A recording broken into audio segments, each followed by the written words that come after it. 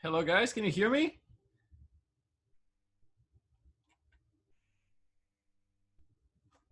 Fine, cool, Yes. awesome.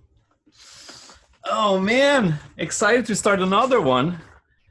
That's awesome, and I'm glad like so many of you guys showed up. That's awesome. So let me start by doing this. So initially, when we first start the meetings, you guys gonna be on mute by default. But then the way it works, I'm gonna just like today, I'm gonna take the time to actually explain to you guys like a little bit of the structure of the class.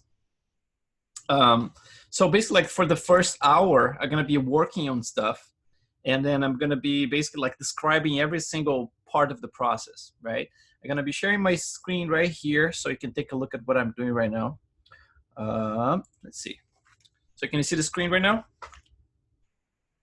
Sweet. Okay. So I just had to cancel this this render, but it was like actually rendering right when I start the class, and then those renders are taking like about like an hour, I think, each one. So I canceled it, but this is number 12, so I have another couple to render. Gonna render overnight, so I can actually post tomorrow. But so this model here, I can open to show you guys actually. Let me just move this out of the way. Right here. I did a bunch of renders today. Let's see, let me open those. And my plan is to actually post it because those are done over the weekend, and I didn't have the, it was just rendering, so I could not post anything today. Just one actually I posted today. Basically what I did, like I did this model during our class for the past month. And although it looks like, it's like I would be able to do this during the class, it's not quite possible because it's like we only have like 2 hours per meeting, and then basically like the first hour is me like working and trying to explain exactly like all the step by step how I'm approaching things, and then the second hour is questions and answers. So it all depends on how the group is gonna work. I'm actually counting that you guys are very fluent in ZBrush and very fluent in Maya. If not, I think that's the time to actually do a little tutorial on the side, it's like on your spare time, because this class is really not, it's not like a basic class, I'm actually assuming that you guys are really good at ZBrush and Maya already, or at least ZBrush. And Maya is going to be like, I'm going to be showing like step by step anyway, so at least you're going to get familiar with Maya very quickly, I think. So like for this model here, what I was doing basically, and this is the plan for the entire class, is to actually show you the step-by-step how I'm creating something. Like for example, if I'm texturing, I'm gonna show you all the tools I'm using to create the texture. If I'm sculpting something, I'm gonna show you the brushes and how I sculpted the brushes to create my own brushes, my alphas and everything.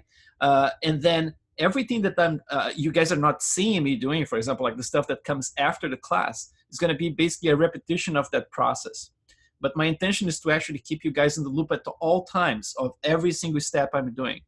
So of course, there's a gap between Thursday and Sunday, which basically like I'm gonna have like we are not gonna have class during that time. And obviously, I'm pretty obsessive, so I'm gonna be working on my stuff during that time. But then on Monday, I'm gonna update you guys on everything that was done during the weekend. So for example, like it's gonna be mostly repetition, but if there is anything new that I added to it, I'm gonna do like mini tutorials, like I did for the past group, mini tutorials all the time, because my intention is to really make sure that you guys are getting the money worth of information, and I think you're gonna have plenty of information. Some days might be a little slower than others because there's some boring stuff in the middle of the pipeline, but so it's going to be possible for me to keep like exciting, like at all times, but I'll do my best, and so the intention is to actually create something that's like, it looks like someone who is alive, basically. That's my whole philosophy. I'm gonna be just like showing you some stuff here. I'm gonna share some material that I think is gonna be useful for you guys during this class. And again, today I'm gonna use it more like as an introduction, right? And I'm gonna start doing some work at the end, but mostly like doing some introduction to the whole thing. Since this class is kind of like based on likeness, right? You're gonna be working with likeness. That's gonna be my focus, but at the same time, this class has no structure in a way, meaning that I'm not going to be asking you guys for like, oh, okay, like you have to execute this task by this day or whatever. You guys going to take it at your own pace, basically, right? I think the pressure has to come from yourselves. I know I put a lot of pressure on myself, so I want to look good in front of you guys. So I'm probably going to be working harder, you know, to actually do something cool during the class, and hopefully, you know, it's like we can inspire each other with the works.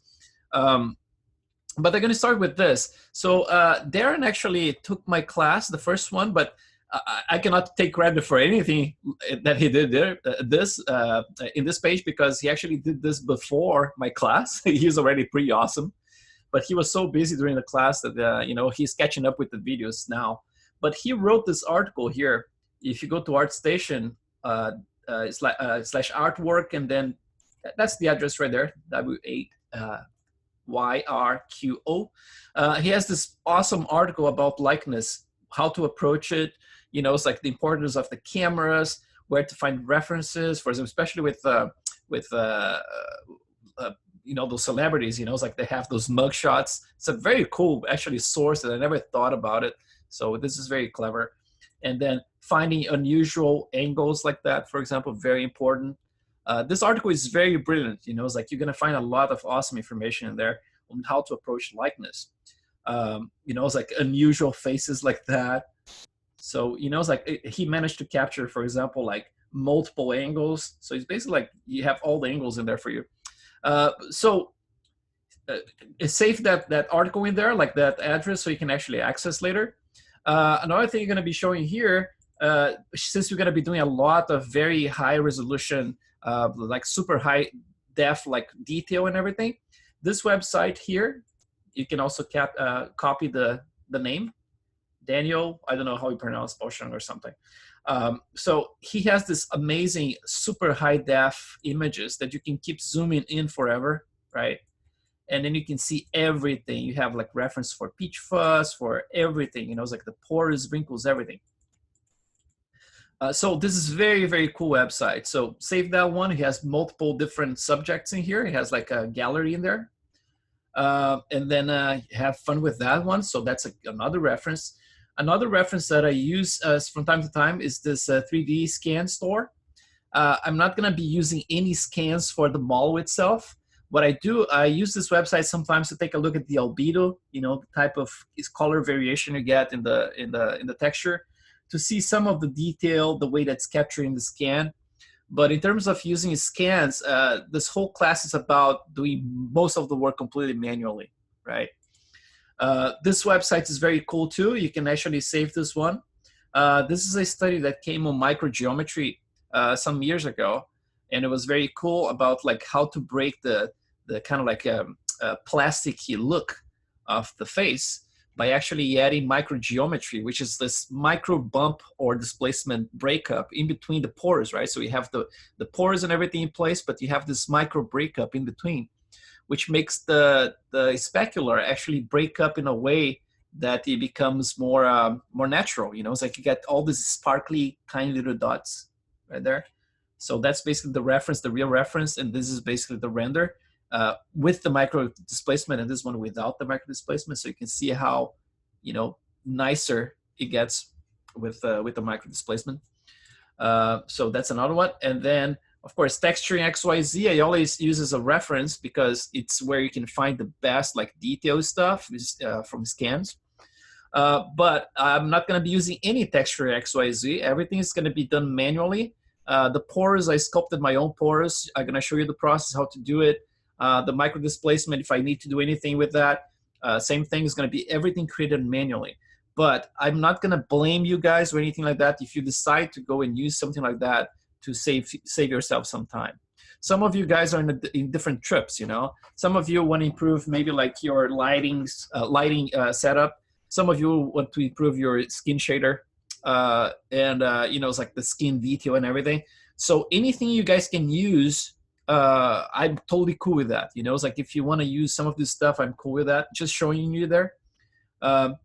References, pick a subject you want to approach. You know, it's like in my case, I'm going to be showing you who I'm going to be modeling soon. But, you know, find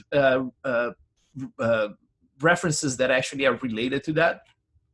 So if you're sculpting an old person, right, like you're gonna look for references like that. So cool to see like the peach fuzz right there. You kind of like, you know, you don't notice that much, but it's all there. I thought about like for this class to do like a female this time, like a young female. But then I thought that would be cool for myself, but for the students, I think it would be an opportunity missed.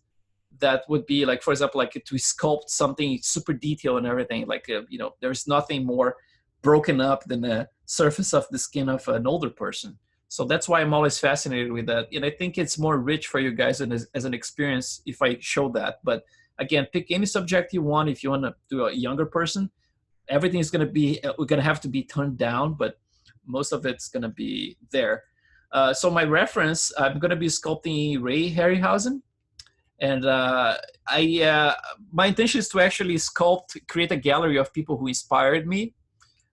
So, you know, I don't know if you guys are familiar with this, but this is some of his work back in the day. You know, it's like it's all kinds of like a stop motion dinosaurs, King Kong, Medusa, all kinds of amazing stuff that he did. I remember like being a kid and watching this in Brazil back in the day, like those fights like with those skeletons and mythical creatures, you know, and this stuff was such a blast. So I'm going to be sculpting him, another old person, but you know, that's what I'm going to be doing. And another reference here for you guys is this website, which is amazing, by the way. It's called HDRI Haven. And that's where you're going to find like the jackpot of all HDRIs, right? I use a lot of stuff from their website. I test multiple of them. If you want to get some of them, like, you know, it's like just like save straight away.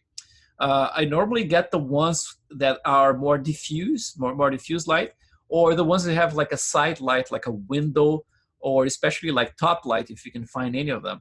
So stuff like this one here, Vulture, some of my favorites here, if you want to, you know, use, are some of the ones I'm using for those renders actually. So for example, let's see, this one here, the Glass Passage, is very diffuse light. That's the one I'm rendering him right now. And then this one is pretty cool. It has some light from the top. There is a garage one you can get. This one Sven, I think, is using, my student from the previous class is using this one. This is very cool too. Any source that has just like one main source of light, it's cool because you can get like some more contrast, you know, for your renders and everything. But take a look at this website. So in terms of philosophy of what I'm trying to achieve with this, okay, the thing is, like, there's a lot of likeness work being done out there, and as professionals, and I believe like most of us in this class, we are professionals, which is, it can be like a blessing and a curse. In my previous class, a lot of people are professionals, and because they're so good at what they do, most of them are basically like swamped with work, either freelance work or you know, slammed at the studios and everything. So they had very little time to actually do the work itself. But the thing is, like, when you work in the studio, I work at ILM for about 12 years now. And we do multiple things, of course. And when it comes like to digital doubles, I mean, we can throw like the, you know, the syncing into the whole mix, right? Because you want to make sure you produce the best result with the best like stuff that we have around, and the fastest as you can, right? So you're going to use like everything you can, like from textures, from a light stage, right? Like you're going to get the scan for light stage and the basic textures from light stage. You're going to use texture XYZ. You're going to use anything you can. So that's basically the production environment. That's the place where we become a little hamster in the wheel, right? Like we're just like trying to get stuff done all the time, and we don't have time like to actually research and become better artists. And that's what I like to do at night. The whole idea of this fly on the wall thing was to actually you know, do exactly what I already do. I leave work, I help my wife with our 2 kids, you know, do bedtime and everything, and I come here to the Mad Lab, right, and just like keep working until late. So the only thing different here is that I'm going to be showing other people how I'm doing this stuff and sharing all the experience, right? shaders. I'm gonna open like all the shader networks. Everything is gonna be exposed to you guys. You can save the screenshots. You can copy everything. You know, everything possible for you guys to be able to push your works a little further. You know, but like I said, everything you're gonna get from this class is gonna be proportional to the amount of effort you put. If you just hope that someone is going to open your brain and then put some information in there, it's not going to happen. The only way to learn something is when we are our own teachers, right? Basically, like you're going to be capturing all this information that I'm going to be exposing you to, but I'm not going to be teaching you anything. You're going to be your own teachers, right? You're going to be assembling all this information and putting the pieces of the puzzle together, and then trying to incorporate to your own work, right? So the intention here is this. Instead of like going and doing like a surgical precision kind of approach for likeness, everything here is very artistic, right? The approach is very artistic. And what I mean by that is this.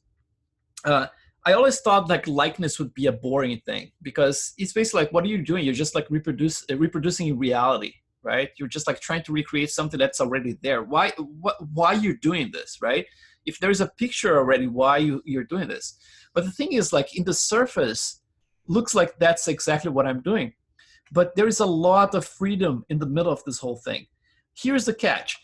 Instead of like using high resolution for anything, all my work, like this past like portraits I'm doing, the series, everything is based on like those crappy pictures you find on the internet. So basically, like, you're gonna find like image like, I don't know, like 1K, 2K max from the internet. And then and everything that you see in terms of wrinkles and pores and everything, it's idealized, right? All this stuff here, obviously, if there's something that's very specific, like a mole or something like that, or some spot that's very specific of that character, I'm gonna try to copy it, right, and match.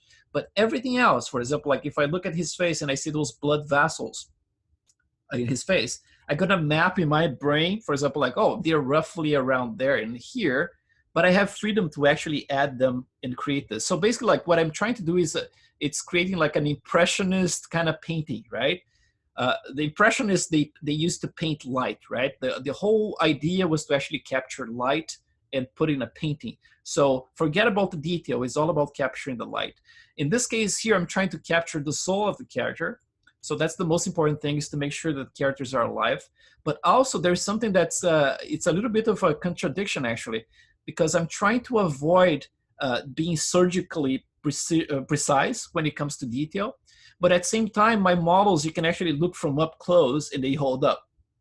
And the whole idea is that you don't need to match anything perfectly, but you have to paint a general impression that actually works.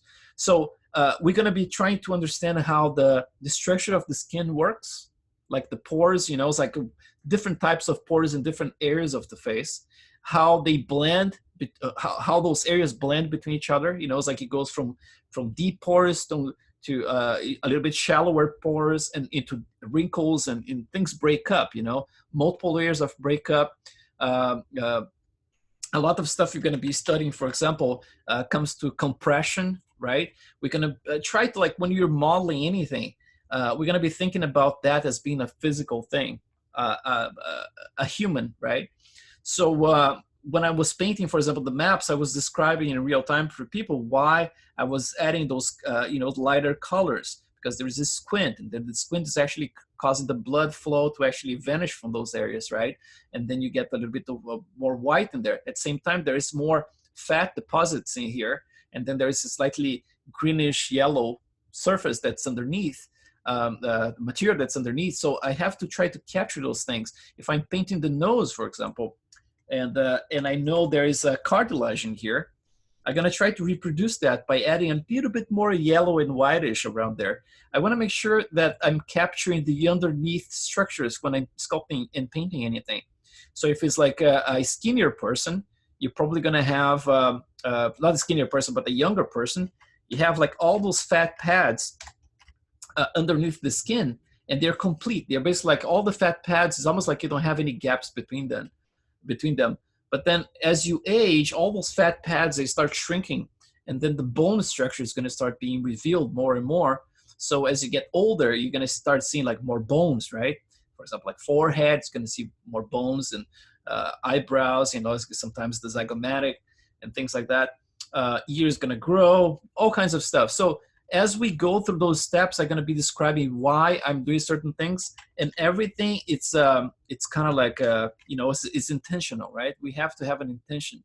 And when I sculpt things, for example, like for my likeness, I don't approach it as a traditional sculpture, because we're not dealing with the traditional sculpting here. We're dealing with CG. In CG, you have a lot of flexibility. So basically, like when I model, I go basically like it's a blend between primary and secondary forms at the same time. So it's not like I'm splitting, like, you know, it's like when you have a physical piece like in clay, you have to establish your primary forms like totally precisely before you can go to the next step, right? Because after you pass that step, if you want to redo something, it's a lot of work. But in our case, here we have multiple subdivision levels, so we can keep going. And even, you know, once you have like a okay-ish established likeness, it doesn't need to be spot on, because to get spot on, you're going to take like weeks sometimes to get it like to really look like the person. But if you have close enough, you can start adding the details and everything, and then go to the lowest levels at any time, and then tweak your primary forms and secondary forms and things like that, you know? So the way I try to work, I try to get like something I can render straight away without the pores or anything, because I want to make sure I'm checking my forms in Maya, because it's a real camera, it's not ZBrush, right? It's kind of like a fake camera. Even the new camera now is not that great. So I want to make sure that I can check my forms with a nice lighting, and you know, it's like really go from there, and then always compare my reference to my renders, not to ZBrush, right? And then ZBrush, of course, like you're gonna be doing the sculpting in ZBrush, but then you're gonna use as a reference your own renders, right? So I sent you guys this this file. So those are some of reference of Ray that I'm capturing. I just started actually before the class, so I found like a nice profile. So you guys pick like any reference, any actor or, you know, person who actually inspired you, or wife or husband, you know, anything you want to do if you want to go for the likeness thing. But if you guys have a creature, for example, which is more interesting for you, and you just want to apply the same techniques to your own creature and then go from there, I'm totally cool with that. Every class I start, every new one every month, I'm gonna start like a new model from scratch, and it's gonna be a likeness. And the people I'm picking up are basically like a gallery of the people who actually inspired me in my life, like when it comes to art. And then so I avoid personally like sculpt like actors, because actors here they make a living lying to us, right, about emotions. So I don't think they're that important, you know. It's like, okay, they get me emotional about stuff, but in terms of like people who actually changed my life, you know, it's like made me go do something about it, are people like this, you know. It's like people like this guy, right? Like Stan Winston. I watched the Jurassic Park and Terminator 2 when I was a young man in Brazil. I was still working in a bank. And at that point, I was like, man, I want to do this for a living. You know, it's like, it's an impossible dream because I live in this crappy little city here in Brazil. Don't speak English or anything like that. But it's a dream I have, you know. It's like, and then you forward a couple of years, you know, it's like a decade or more. And then I'm working at ILM. That's the place who actually did both movies together with the studio of Stan Winston, you know. So he's the kind of guy who is very important to me. So that's why I pick these people, you know, people who are actually important to me. It makes more fun to me. So the model I gave to you guys, it's attached to the email. It's like, it's not a great model when it comes to the forms or anything like that. It was done very roughly. But what I did that the previous class didn't have, actually went forward with actually creating a little bit of structure for your UVs and everything. So the way this is gonna work is like this. I normally sculpt starting with the model like this, a base model. It can be anything. Sometimes it's a cube, sometimes it's a sphere. You have like some of my examples on my Instagram, right? Some models start from a cube or a sphere. But for this class here, so things are a little bit faster, I'm going to start with this guy, and you guys can start with the same guy or whatever you want to start with if you want to challenge yourself. But at this point here, I think like most of us are modelers. We're not trying to prove anything, so we can actually, you know, start with anything actually. I always, not always, but I mean like most of the time I try to avoid starting with something like this. I try to start from a sphere or a cube because I don't want to have any contamination in my model, right? Sometimes your brain, especially when you're working at night, you get a little tired and then your brain starts tricking you and telling you that, oh, this looks good enough. It looks like that. And then all of a sudden you're kind of like not saying that you're still using some of the form that was present in the original model, right? Sometimes you start with one model to make another one, and there are plenty of areas that you kind of like your brain's just telling you, oh, it's good enough. But when you work from a cube or a sphere, everything is pretty fresh, and then you really put the forms in there. But again, this one is going to save me some time. So I'm going to start with this one, and you guys are free to start with it or whatever you have. And then from this model here, I'm gonna project to another model, which is my base mesh, and I'm gonna show the process how to project everything. If you guys don't have a base mesh, you can use this one. Like I said, it's not an ideal model; it has some problems. Everything is Z-remeshed, so I created the Z-remesh model here inside of ZBrush. If you never Z-remeshed anything to create edge loops, a trick is to actually use masks. So that's the best way to approach, because ZBrush has the guides, right? We have the Z-remesher guides in here, which are kind of cool, you know. It's like you can draw stuff over the surface, blah, blah, blah. Try to, you know, to drive the edges and everything with them. But I never got like great results with it, but masks give me great results. And the way it works is like this. For example, if you want to start with your own model, so basically like you mask areas, like, you know, it's like you mask a circle like that, right? That's let's start with the basics here, right? So that's basically if you want to do that. And then under polygroups in here, you can just say like group masked, and then you're going to create a group for that. So if I do this, you're going to see that's a new group in there, right? So I did this entire thing this way. So I created all those groups that you see in here, right, this way. And then I masked them. And then when I did if you go to geometry and you go to your Z-remesher, you have an option that says keep groups. And then right by keep groups, you have smooth groups, right? At 1 right here. So normally if you just do like one time, if you just like Z-remesh one time, you're not gonna get like super clean lines. So I normally run it twice. So the second time it normally gives me like some very nice result. So it's a trial and error. Sometimes you have to tweak some areas and stuff. So this model at this point, the one you have available in there, it's usable. It might not be perfect, but it's very usable. So it has all the masks in there, all the groups in there. And then obviously I went one step further, because my main concern here is, of course, like I'm using the previous class as the benchmark. And I noticed that some people got a little bit slowed down by the whole process. It's a lot of information to digest when I get to the next levels. And then they kind of got stuck a little bit. So I'm trying to actually save time to do the fun stuff instead of like doing the you know, it's like the more you know, time consuming stuff. So I would say like it would be nice if you guys did the whole process yourselves, but I did this step for you if you want to check. It's like this. Let me just export this one that's fresh. So let's export this one. And I'm going to start actually creating a folder here. So I have my folders organized like this. So this is all my personal projects, always in progress. I never finish anything. I'm always unsatisfied with everything. So if I go to this Stan Winston, let's see Ray Harryhouse, and I create a folder in here. The only thing there, it's the reference folder. So I'm going to create another folder here called ZBrush. And then I'm going to save, actually this is ZBrush. I'm going to create one called OBJ. Actually like that, OBJ. And then I'm going to save this one. It's fine. Let's do this. Let's close, oh, let's open Maya here. Let's close this guy. I'm going to have to re-render it. It's fine. I render later. And then just make sure I save this file so I don't lose anything. And then let's start a fresh scene here.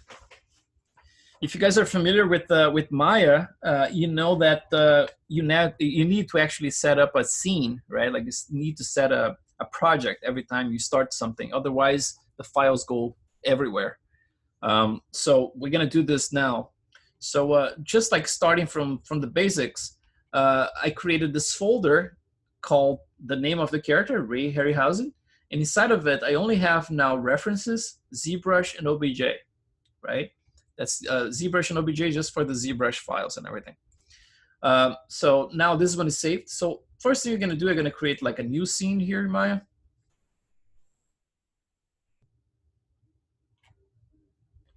Gonna make sure like we have all the files set up, ready to go.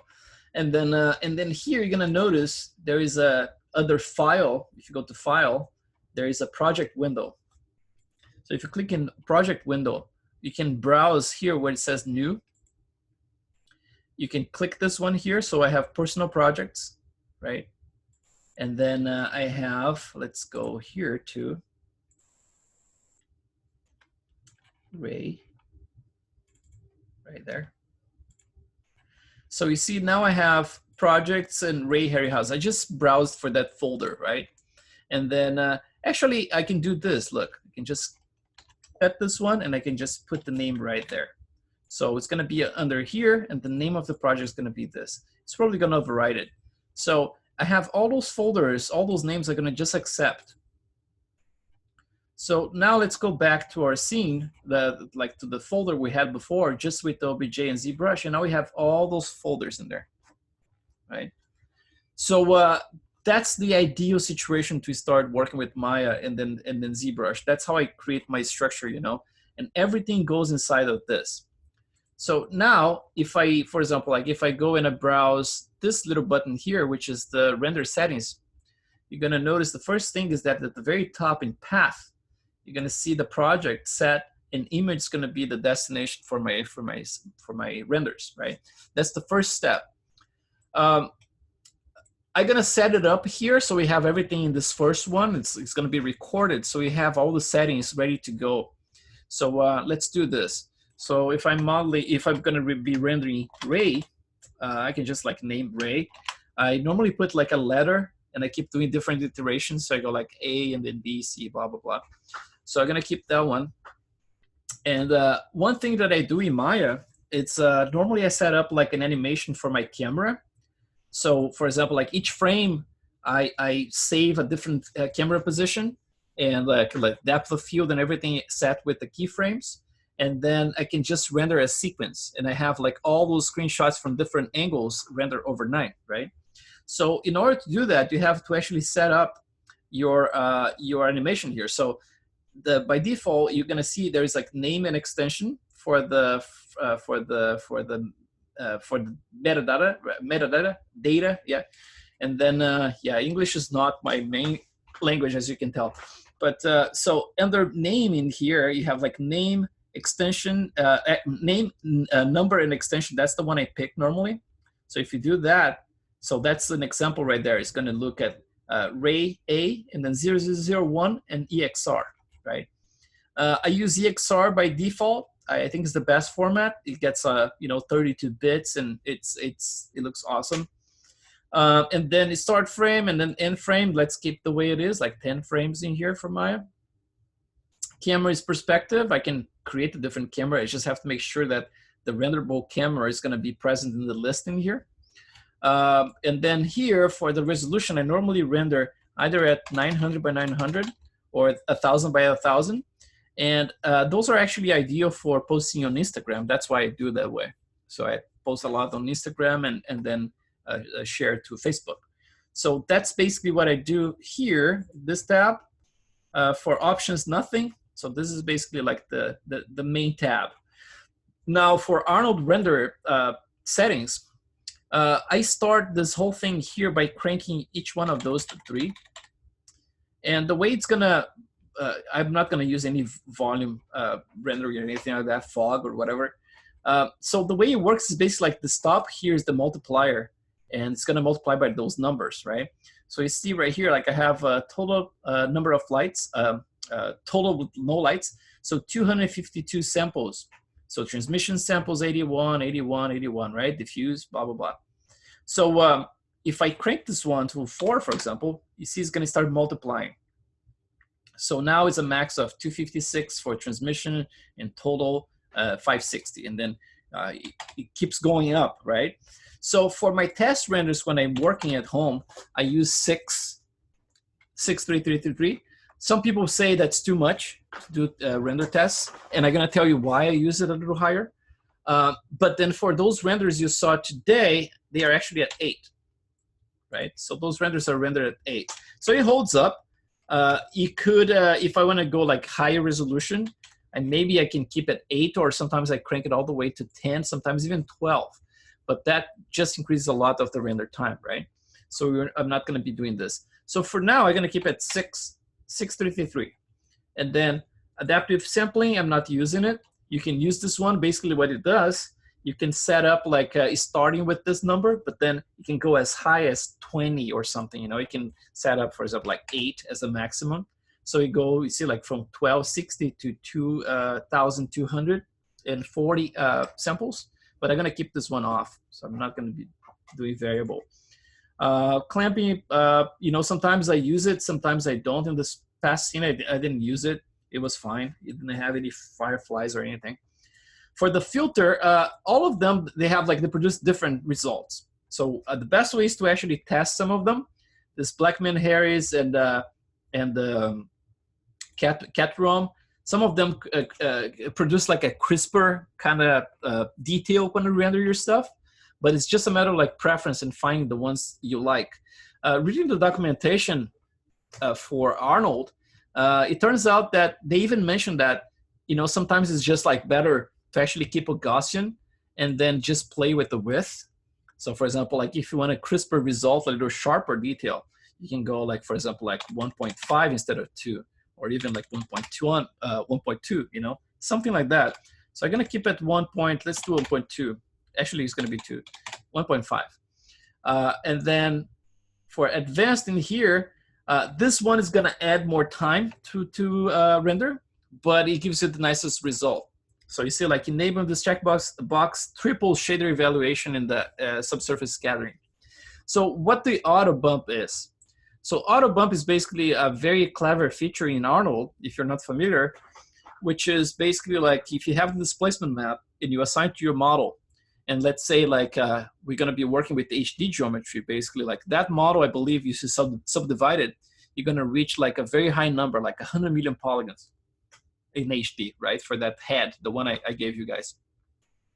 So when you bring it back here to Maya, now you want to set up a scene that's going to subdivide that model many times at render time, and then assign the displacement map on top of it. But you want to make sure that the super fine detail is going to be captured. So what Maya does and Arnold does, you basically like you can define, let's say, 4 subdivision levels instead of like 7, which would be necessary, right? If you were rendered with the HD geometry, but you don't want to like crash your computer, because if you subdivide too much, it really gets super heavy. So what you do, basically, like you subdivide like, let's say 4 times your face, your base mesh, and then everything else, Arnold shifts to a bump map. Basically, like after that, when you reach a certain level, everything like that rides on top is gonna be like a bump map. So that bump map can be scattered or not. So you can use the auto bump to scatter the micro bump, the auto bump, right? Or not. I mean, like in my case, all those renders I'm doing without it, and you're still getting a lot of detail, right? But if you want to get like really the scatter to go inside of the spores and everything, to add even more realism, then you can use that option. But to really gets those numbers, like the render time, much higher, right? For the ray depth in here, you know, it's like this is the total, and you have like, again, volume, I'm not using anything. Important to keep like transparency depth high, especially if your character is wearing glasses, because you have like, if you have this like glasses, you're gonna have like one surface, like one face that's gonna be hit by the light, and then the back face of it, right? So it's like 2 already. And then you have like the cornea, for example, is another, like, okay, you're gonna have another 2 sides in there. And that's if you have like eyeglasses or anything like that, it always adds up like more transparency depth that you're gonna need, because you need to pass all those surfaces, like the back and the front of each surface. Specular and diffuse, I mean, like, it's up to you. I keep them kind of high, like I put like 5 and 5 for those things, but I think it's overkill. Even like a transmission, I can keep lower than that. Actually, I can keep this one a little higher. And then environment, of course, we're not going to be using here unless you want to do something fancy, like create like an atmosphere, you know, it's like a fog, for example. And then in that case, you're going to need the volume samples to get some nice results. And then everything else here, the only thing we're going to change is this texture. So under textures here, you're going to see there is this auto convert textures to TX.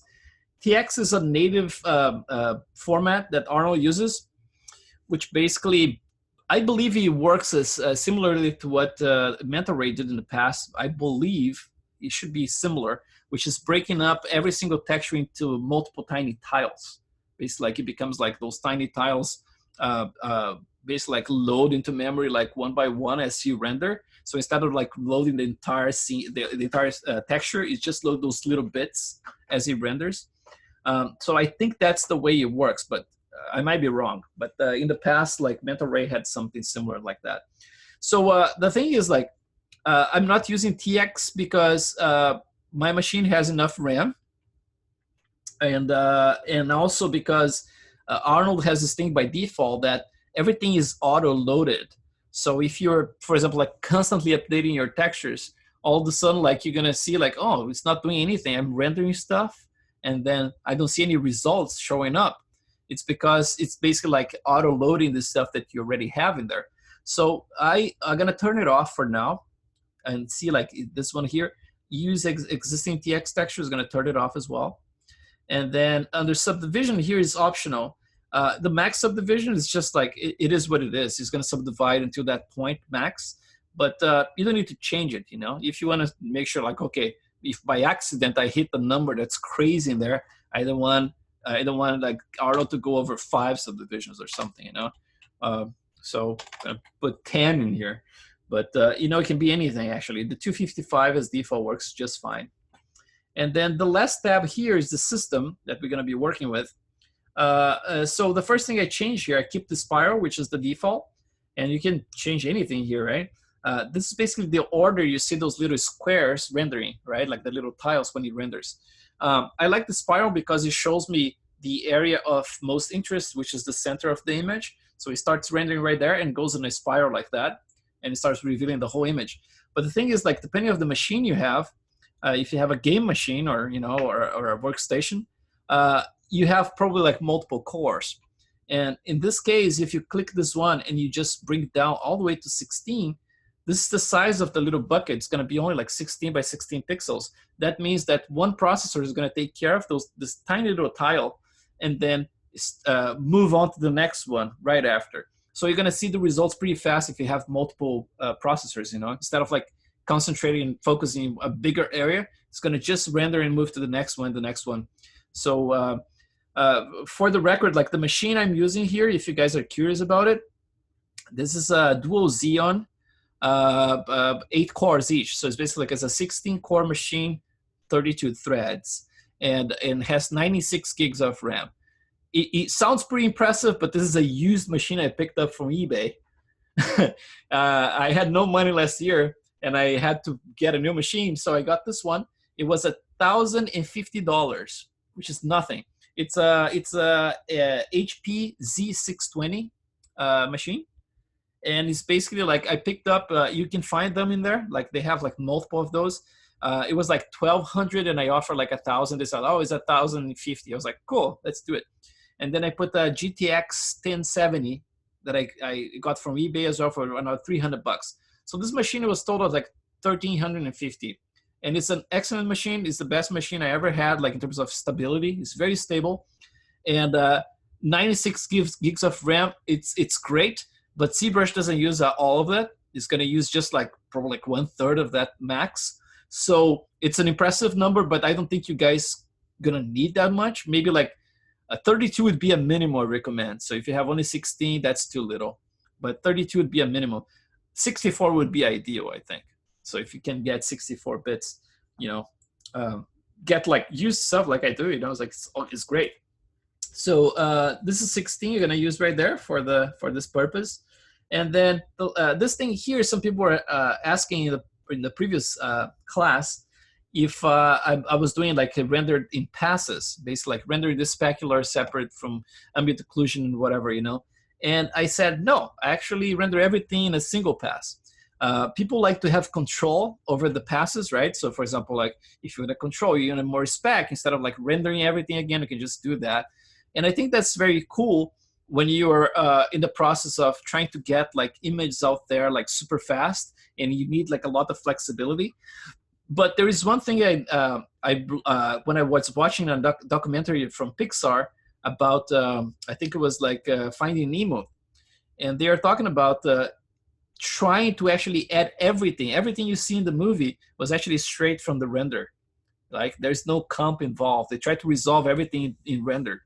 And I kind of like got that stuck in my head, and that's basically what I tried to do. So again, it's part of the philosophy, right? So if I'm trying to learn the ideal level of specularity for the skin, I cannot be chasing it by using comp, basically like cheating it in a way to, you know, it's like to find out.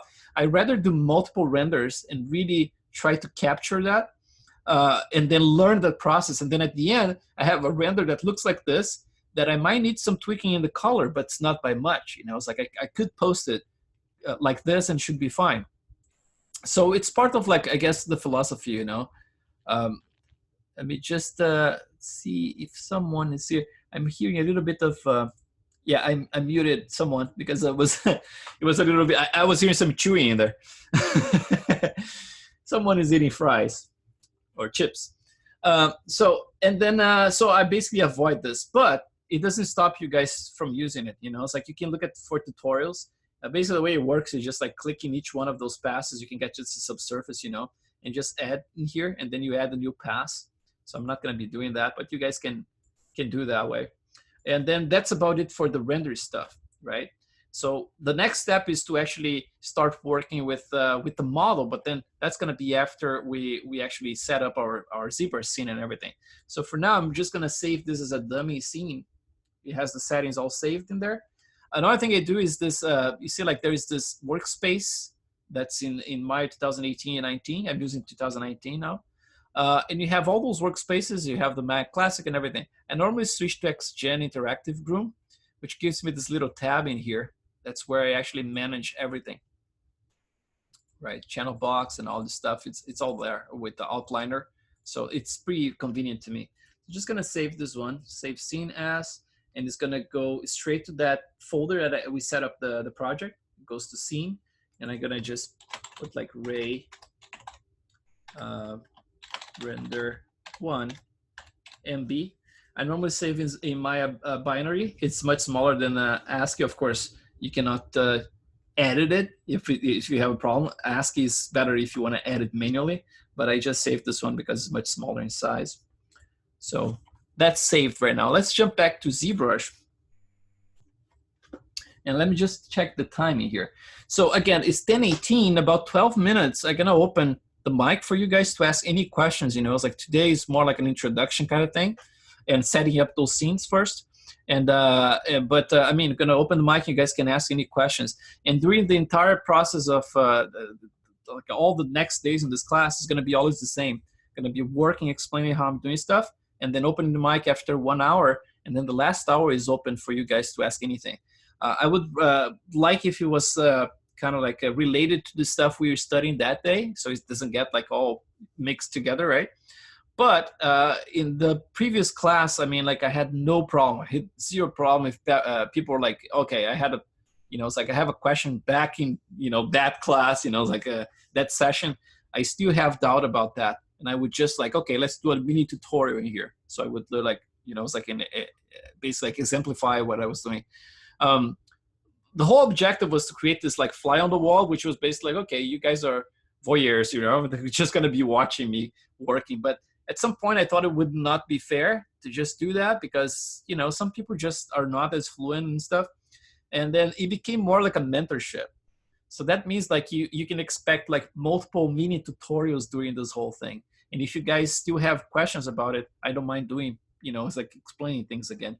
But at some point we're gonna have to move forward, right? So again, if you guys have like problems understanding ZBrush, you're not very fluent with that, I would say like use sometimes some of your own time to actually learn it and get like, you know, at least familiar with all the menus and everything. Because although I'm gonna be very nice and try to help you guys all, we cannot just like stop the whole class from moving forward by moving back to like very basic stuff. So let's try to avoid that, right? So let's open this model here since we exported to the OBJ folder before. Let's just do this. So first thing I want you guys to look in Maya here, after setting up the project and the render settings like we did, you're gonna go to import and you're gonna see there's a little option box, right? So I'm gonna click that box. And then you're gonna see there's a drop down with all this stuff. You see like, I'm kind of like talking as if you guys didn't know that, but I'm pretty sure you guys are all very familiar with it. Wink, wink. And then, so you're gonna go to OBJ first. And then if you scroll down all the way, that's the first thing you're gonna change. By default, Maya sucks balls, right? Because you actually use this multiple objects as the default one, which is like, it's totally fine. I mean, like if you're saving an OBJ with multiple objects, you expect them to be split when you open it, right? But in this case here, we are bringing one mesh at a time from ZBrush. And if you have multiple like poly groups and things like that, the mesh is gonna come like in multiple pieces. So that's the first thing you're gonna do. You're gonna switch to single object and keep this one a single object, and you can go to edit and then save settings. So next time should be fine. And for namespace options, this is the way I work with it. If I'm importing scenes and things like that, like other Maya scenes, like pieces of it, I try to avoid like any namespaces. And then this one by default is all nodes. Just switch to clashing nodes. So it's just gonna rename things that are actually conflicting. And then with this string, and then you keep blank. So that means when you import a new scene, for example, if you're mixing different scenes like Maya scenes into one, for example, we sculpted the sunglasses in one scene, and when important here, you want to make sure it comes with the exact same numbers that are present in the other scene. Otherwise, it's going to constantly rename those things and create like those prefix number names that are super long and not very useful for our purpose here. So this is like the way I keep it. So those are all the settings you need to know. I'm going to click import, and then it normally points to data by default. I'm gonna go to OBJ, which is the place where we exported our first base mesh from ZBrush. And I'm gonna import it here. So we have our guy in there.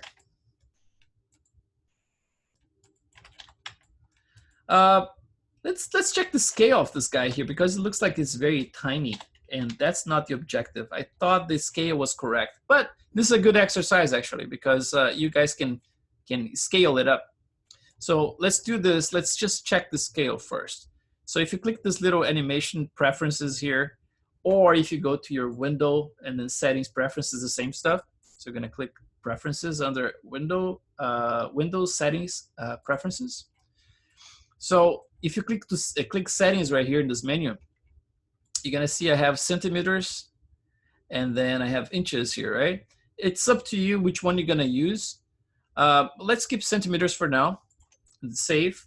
And then let's do a quick search here. I know the number, but we can do it here and pretend we don't know anything. So you can say something like this: average height of human head, right? So it's 8 to 9 inches. So basically like the average circumference, blah, blah, blah. So 8 to 9 inches. Let's see if we have centimeters. It doesn't say here. We can switch back. Let's see. Oh, height of average. So male, 23.9, right? For 99% percentile. And then for the 50% percentile, which is more the average. So that's like 22 centimeters, basically. So 22 centimeters. So let's measure this one. So in Maya, you have this little measuring tool here. Go to create, measure tools, and then distance tool. And then you can even snap here. For example, if you click this one little grid in here, if you click that one, oops, I picked the wrong one. Maybe this one then, is it? It's been a while. Measure tool, distance tool. Yeah, this one is snapping. So I can go up, just press shift to make sure you're going up. And then you see like the head I gave you guys, sabotage. It's too small. So, but that's a good exercise right here. So I'm gonna go to 22 around there, right? And I'm gonna scale it up. So I'm gonna move it up a little bit. And let's scale it to about 22. So here's the catch with this model that I gave you guys. You see that the mouth is open. So that means it's gonna be actually taller than it should, right? So you're gonna have to discount almost like that gap between the lips in here. Maybe a little bit more than that because it's relaxed, but very like, you know, roughly. So let's just move this stuff away from here to the side so we can see it there, 22, right? So we're gonna scale, probably passing that number just to compensate. So we're just gonna go down here. Let's see, something like that. So that's like kind of like exact, yeah, it's passing, the chin is passing right here.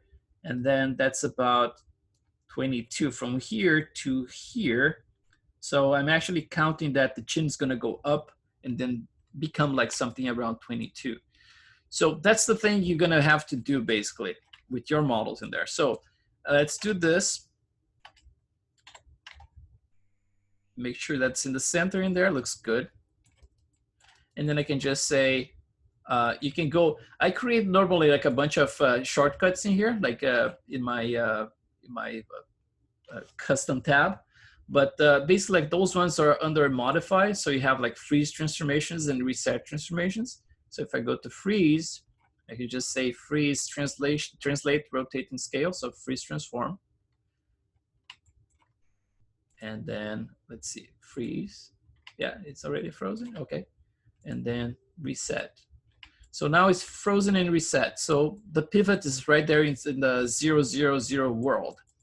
So let's export this guy back. File, that's actually good we're doing this. And then I'm just gonna keep everything that's in there, all the groups and everything. And let's go back to OBJ. And then I'm gonna say, oh, Maya. Let's see how big it is here. So in ZBrush, you see like we have all those subtools in there that I gave you guys, which is all temporary, of course, it's just as a reference, right? But let's import that mesh. I'm not gonna replace this one, I'm gonna bring as another subtool. So normally I click this little star or any of those primitives, it can be anything. Just click the star and then import. And then we're gonna just go to this guy and then import it, right? So now the scale should be correct. So let's click this one again. Click this one again. So that's our mesh with all the subtools. And I'm gonna just click append and then I'm gonna select that guy, right? So now you have this gigantic guy right there. That's basically what you're gonna have to do. It's your first task. And then, so for this guy here, what I'm gonna do, I'm gonna click that subtool, the last one I just got. I'm gonna press Control, and then I'm gonna click with the left click outside of the model. So that's gonna create a mask, right? It's gonna mask the entire thing. Another way is to actually just click Control and then open a window around it like that, same thing. And then the other ones, I'm gonna make sure nothing is masked. So I'm gonna just go one by one and make sure that everything is unmasked. And you just open, to unmask it, basically like Control, and then you open a little window outside of the model like that, and you basically unmask everything. So now, if I just uncheck this guy, so that's my tiny guy right there, right? And this one is masked, so it shouldn't move. So this one here, I'm gonna click the first one, and you can just press, let's say, scale. And then if it's not centered, if you wanna make sure it's centered, you can just press this guy here. Basically like you press Alt and then click that one. Oops, I pressed it. Click that little button right there with Alt. Oh, why is it switching? I think it's because I already did or something. And then this one here to make sure the rotation is actually reset as well. So they're both reset. So now that I have that, let's see if it's centered though, because it seems like it's a little bit offset. Let's uncheck this one. Yeah, it's interesting. Let's see. Oh, it's because I have the symmetry. Let's turn on symmetry here. So now without the symmetry, if I click that guy, he actually went to the right spot. And then basically like, to reset is just like press Alt and then click those things. It basically resets everything. So if you have Alt, you can actually change the manipulator, right? Just pressing Alt like that. So it doesn't rotate the object, it only rotates the manipulator. But if you want to reset it, you just press Alt again and then go click here. It resets the whole thing. So that's what we want now. And you see like by default, you have this little check box, this little box thing in there that looks just like one. So you press, you just click on it and that's multiple now. So that means you can manipulate now in ZBrush multiple objects at the same time, right? So I'm gonna just use that one because I wanna make sure you scale eyes and everything at the same time. So let's do this. So let's get this one unselected. Let's get, let's see. Yeah, it's working. So click that one and now we're gonna scale this up to match our other guy. So that's our first task, I guess, if you want to use this model, of course. Why are we doing this? Why are we scaling it to make a world scale thing, right? It's because everything, I'm gonna turn off my perspective, which is just click that button there or just press P, just to make sure I'm moving everything correctly. And again, this is like a rough match, right? We are trying to find an average for the height of the head, so we don't need to be like a 1-to-1 kind of thing. So we're gonna just like get close enough, something like that. Yeah, it looks pretty good. Something like that. And then now that we have that matched, I can just like eliminate this guy. So click that one and then delete. And now we have a brand new model. Let's just select everything. And that's it. So now let's save this file again. And the next time we bring anything to Maya, it should be the right scale.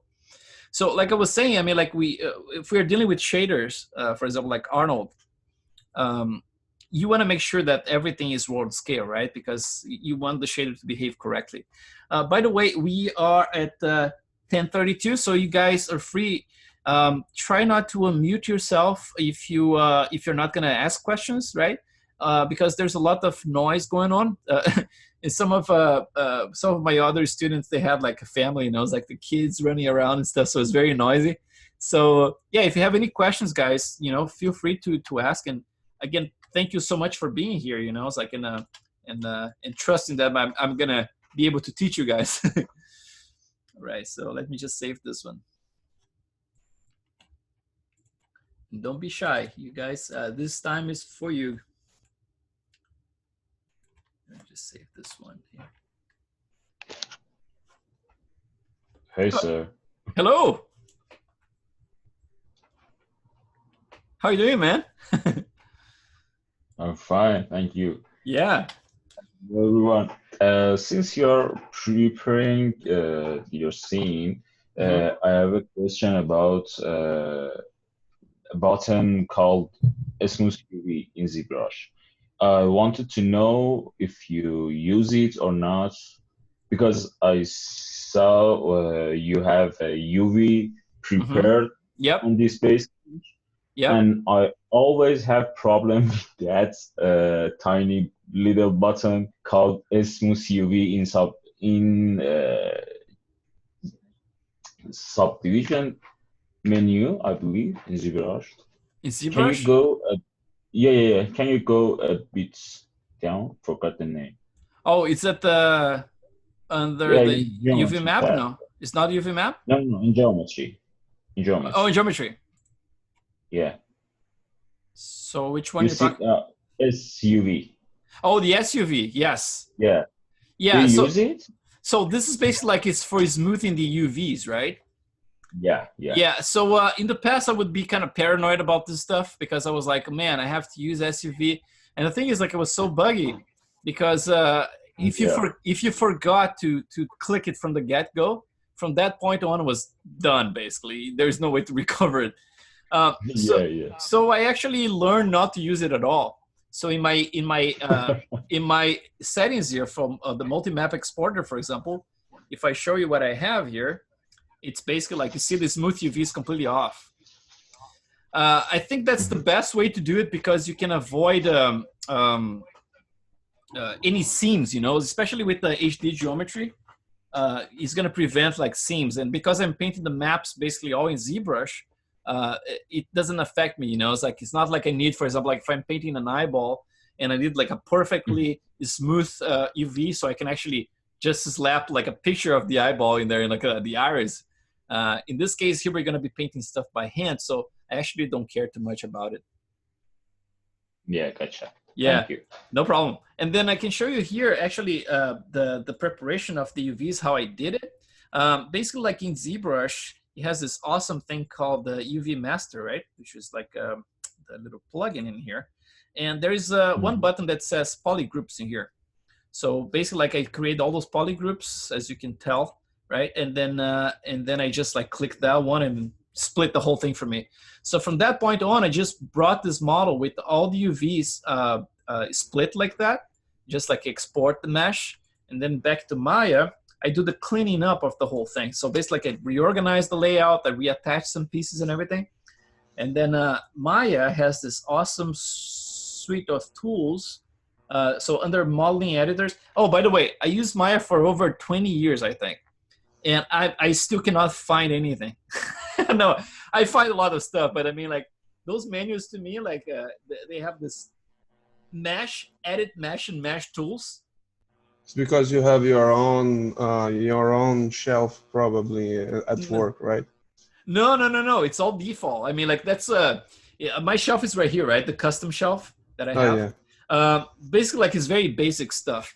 But I learned to not use like anything to customize. For example, my ZBrush is like, you know, it's vanilla, right? Like there is nothing fancy about the interface. It's all default. And then Okay. my Maya is mostly default. I just have some shortcuts here for the most basic stuff.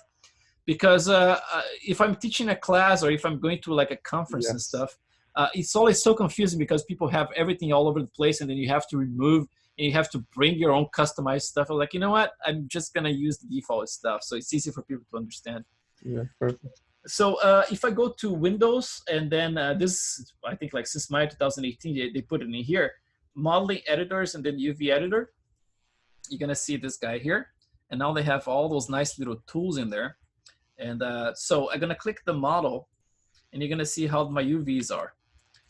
And then people are gonna be like, "Oh man, you have seams right in the middle of the face. How can you do that? Blasphemy!" And the thing is, like with HD geometry, like I said, there is no problem. I mean, like the seams are gonna be completely invisible, as long as you don't have any intersecting pieces. That's one thing that's very delicate in ZBrush. If you have any piece intersecting, for example, if you brought this piece here from ZBrush, let's get the UV. If you have this piece doing something like this, slightly, just a tiny bit like that, that piece is probably going to create a spike in the displacement when you export it, and that's going to sometimes like it crosses over the entire thing, so it creates like a streak like that, and then you are basically screwed. So make sure that everything is completely clean. So basically, I started everything with those basic UVs from ZBrush, but then here in Maya, I was like, you know what? It would be better if I actually cut this piece and if I reattach this one. So for example, like the nostrils are back in place here. This piece is attached. So I did a lot of stuff here, and it's very easy to work with it in Maya. The unfold is really powerful. So for example, if you have UV, you select one, you can select like one UV here, basically like to have access to the menu if you never used it. So right click, you click UV. So you click just one like that or multiple. And then if you press Control and then right click, you're gonna go to UV shell. So that selects the entire thing for you, right? So again, like Control, right click to UV shell. And then here you're gonna have a menu that says like, it's all the old menu that used to be here before, now is under modify. And then you have like the unfold right there, which is like the unfold 3D, and then there's the legacy, right? So you have like different types of options you can use.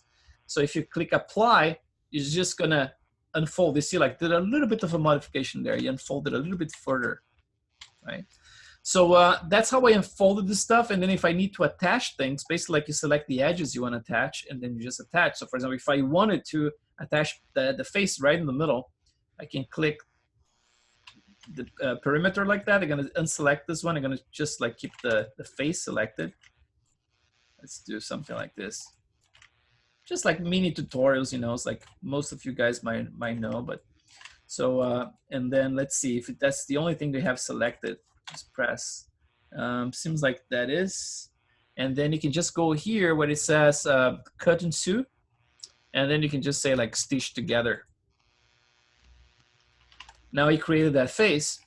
You can just do this, select UV again, and go to UV shell. Move it around. You can rotate, so press E for rotation. And then the middle mouse button, just click that one and rotate it. And then you can just unfold it and see if you can get something fairly decent, which I don't think is the case. I normally cut in the middle because you always have the nose, and it looks much nicer and unwrapped if you do cut in the middle. So if I unfold this one, now it's gonna get the traditional face, the entire face in there. But again, like the nose is a very long one, right? And then sometimes when you do things like that, the nose, you apply like, for example, like a grid or a UV in there, you can see, and you get like all distorted.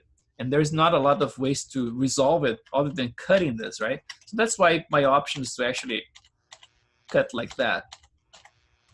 So that's pretty optimal for me. You know, it's like you get maxed out thing, and then the nose is gonna be completely fine too. And then I have like, so you're gonna notice like the first thing when I did those UVs for you guys is that we have 6 different islands here, six different UDIMs. And why do I do this? And this is the fun part, is stuff that people like when I talk like in those, in either conferences or in this class here in the first one. Why I'm doing this, right? Because if you work with games, for example, you're gonna use like 1 UV tile, maybe 2, you know, it's like, and you're gonna pack all this information in there, like gonna have like the entire outfit, everything in there. But in our case here, we are talking about HD geometry, right? So let's do some math in here, and I hope it's not boring. I hope you guys get straight away. If you don't get straight away, let me know. I'm gonna repeat it. So I'm gonna get my calculator in here. And then I'm just gonna mute you here. So yeah, let's see. Okay, let's mute all for now. Okay, and then so let's do a little math in here. So if I go to ZBrush, let's count the polygons in here, right? So you're gonna see like that the very lowest resolution I have 25.656 for the poly count of this mesh. This is not by accident. When I was doing like the calculation for this model, I thought like, okay, so the model I'm using for this guy right here, this one, like between shoulders and head, I have 72 million polygons, right? But I thought, you know, I could use some more resolution. In certain areas, I could use a little bit more resolution. So I decided to actually crank the resolution a little bit more for you guys with this model. And then the way that I calculate how many polygons I'm gonna need at the end, I actually start with an ideal, right? So if I have a test I already did, for example, like the face has 72 million polygons, including the shoulders, right? Which, by the way, includes this cap in there, right? So it's all included. So the face itself should be around maybe like 40 million polygons or something. So I have that, and I have in my mind that, okay, I need 100 million polygons to cover pores and everything. So how do I do that? You just use a simple math. So you're just gonna go to the calculator, and you can start with that number, for example. You just put like 100 million in here, right? And you just say, okay, this is caused by subdivision, right? You're working with HD geometry. Let's say you subdivided like 3 times HD and then a couple of more times non-HD. So you're gonna divide this by 4 because every subdivision increases 4 times, right? So you're gonna divide by 4 once, divide by 4 twice, divide by 4 twice, again, 4 and 4. So now I have 97,000 polys. And then if I divide one more, I have about 24.4 thousand polys. So that's basically like the option you guys have. For example, if you want to reach a model that it's about 100 million polygons, you can either start with 97,000 polys approximately for your base mesh, or with 24 point something, right? So in your case right there, let's do the opposite. So you have this model that's, again, like use your base mesh if you have one, but make sure that you do those calculations because you want to make sure that you can optimize your mesh to have the maximum amount of polygons, right? So this one is 25,656. So let's start 626. Is that it? Or 56? Oh, 56. See, I'm old. 56. And then I'm gonna do the opposite. I'm gonna multiply by 4. So 4, 4, 4, 4, 4, 4. So that model, you can reach 105 million polygons subdividing in HD. That's basically the calculation here. So let's talk about the UDIMs. Why do I need so many UDIMs? It might be a little overkill, but it's better having more than less. But let's see if we have way too much or not that many. So the way that UDIMs work, for example, you consider like a 1K map, right? What's a 1K map? It's like 1024 by 1024 pixels. That's a 1K map. 2K 248 by 248, 4K 496 by 4096, and then 192 for the 8K, right? Square. So in theory, for example, like let's talk about millions of polygons. So ZBrush has everything is pixels, right? Everything is pixels. So consider like each pixel is basically like one polygon, basically like in the ZBrush world. So in theory, if you have like a 1 square 4K map, a 4K map is basically like a 496 times 496, which is gonna give you like about 16 million points of information in this map. So 16 million polygons you can have like theoretically in a space that's 100% covered by UVs, right? That's not our case. You see, we have all those gaps in here. So we're not using the entire UV at all. So I normally do like a calculation, kind of like I'm using like, let's say 50% of the UDIM, right? So again, like if it's 496 by 496 at 4K map, we have 16 million possible polygons represented here from ZBrush. But if I'm using 50% of that area, that means 8 million polygons. So basically like I have 8 million polygons here with an average of 50%, right? Because some areas have less use, some have more. But if I consider like 50%, so I have now 1, 2, 3, 4, 5, 6 UDIMs, right? So 6 UDIMs times 8 million. So basically this is covering 48 million polygons in theory, right? If I do it 6 like that. But we are talking about 100 million polygons. So in that case here, the way to cover this is either like I could put those, to optimize more, right?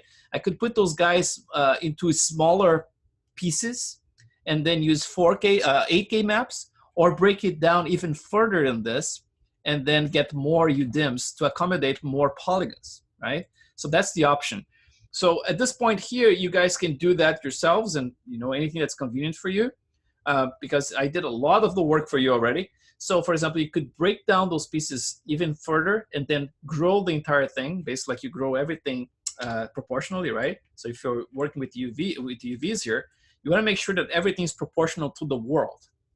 So you're not gonna create like a ear that's gigantic and then a face that's very tiny, right? Everything has to be proportional with the world.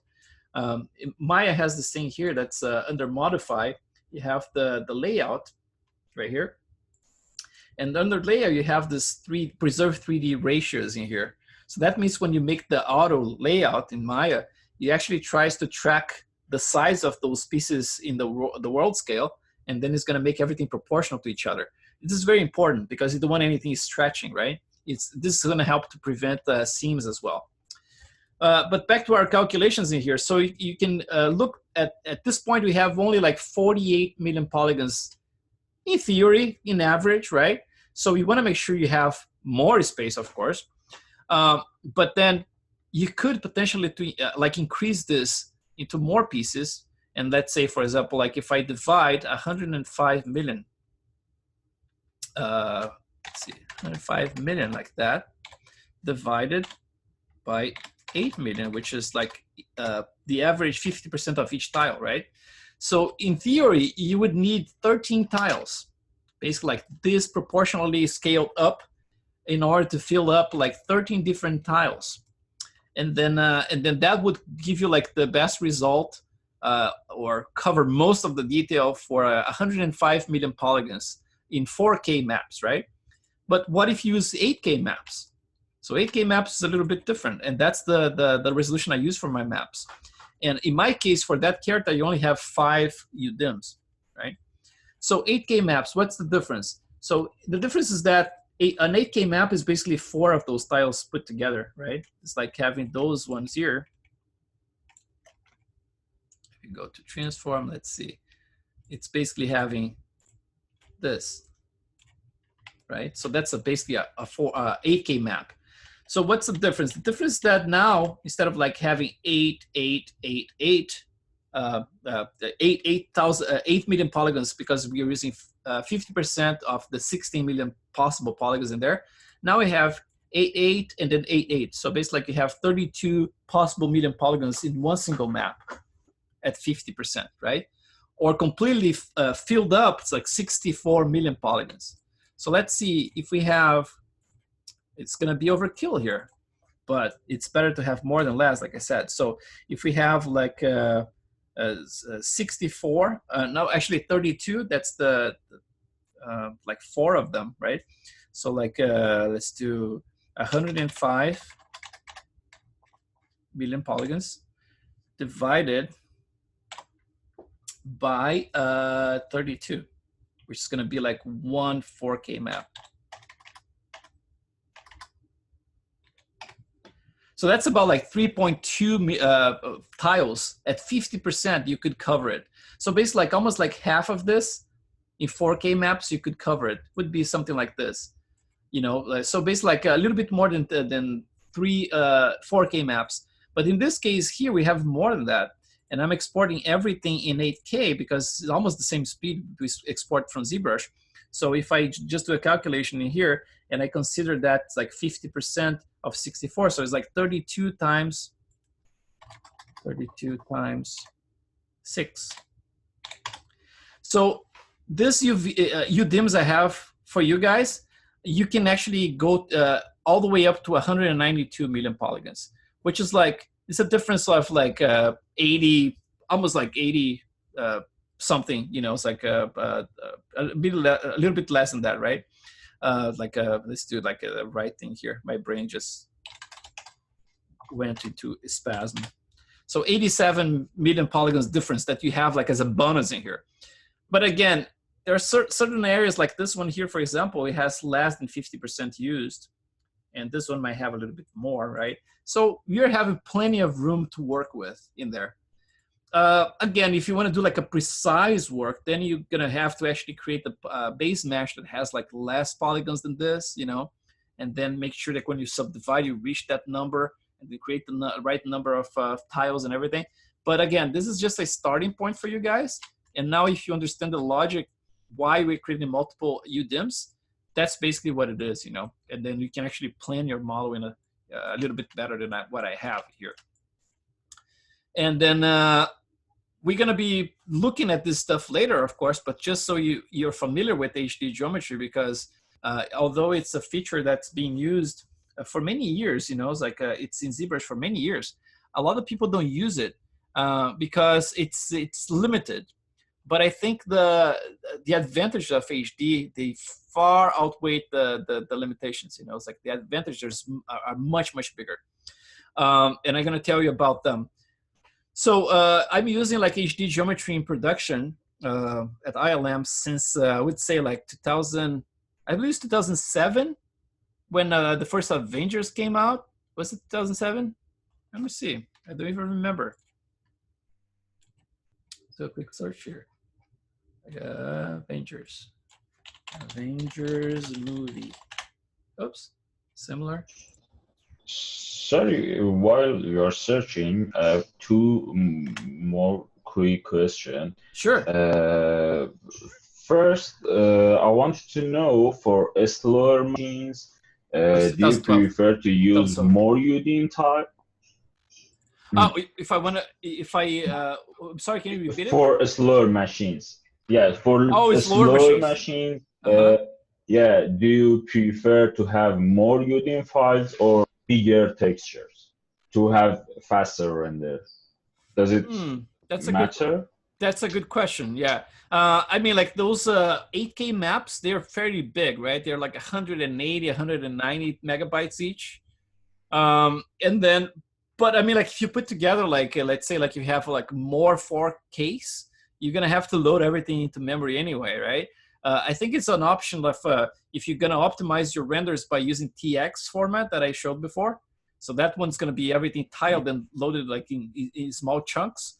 But if you want to use those maps, I think it's like if you want to capture all the detail you have in your HD geometry, you either gonna have with the go with like less 8K maps or with more 4K maps, and at the end, it's gonna be all in memory anyway, right? Yes. Yeah. So.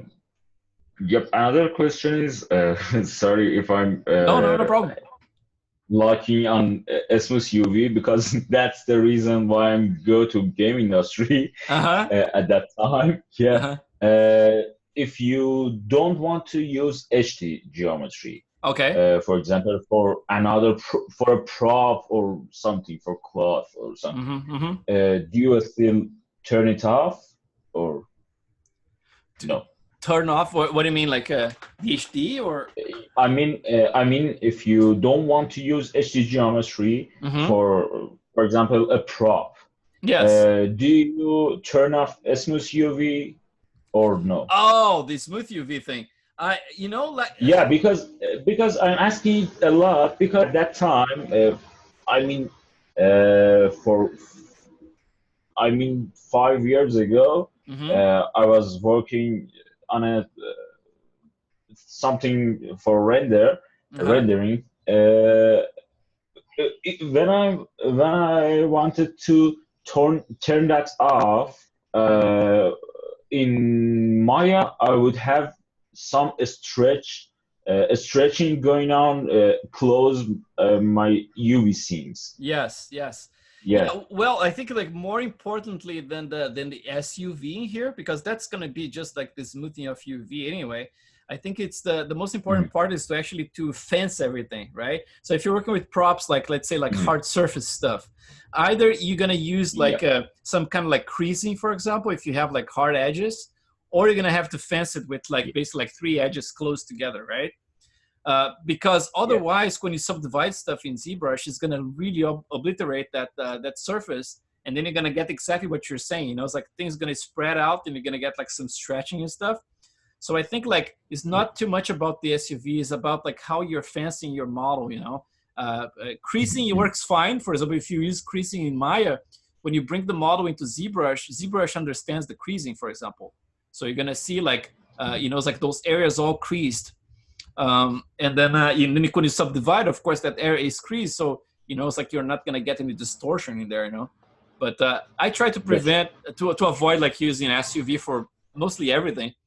Just recently, I was working in this little movie called Star Wars, and then and I was building some props and everything, and I used ZBrush for a lot of it, and I didn't use SUV. What I did actually, I fenced everything very well.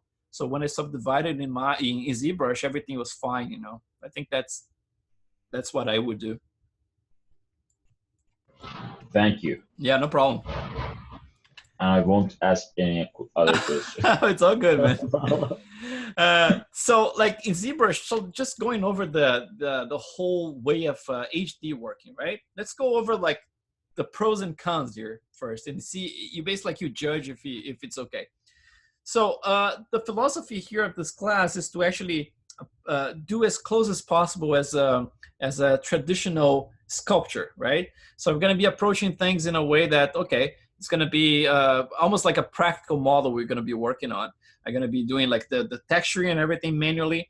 And at this point, I don't care too much about having absolute control about like different layers, for example, right?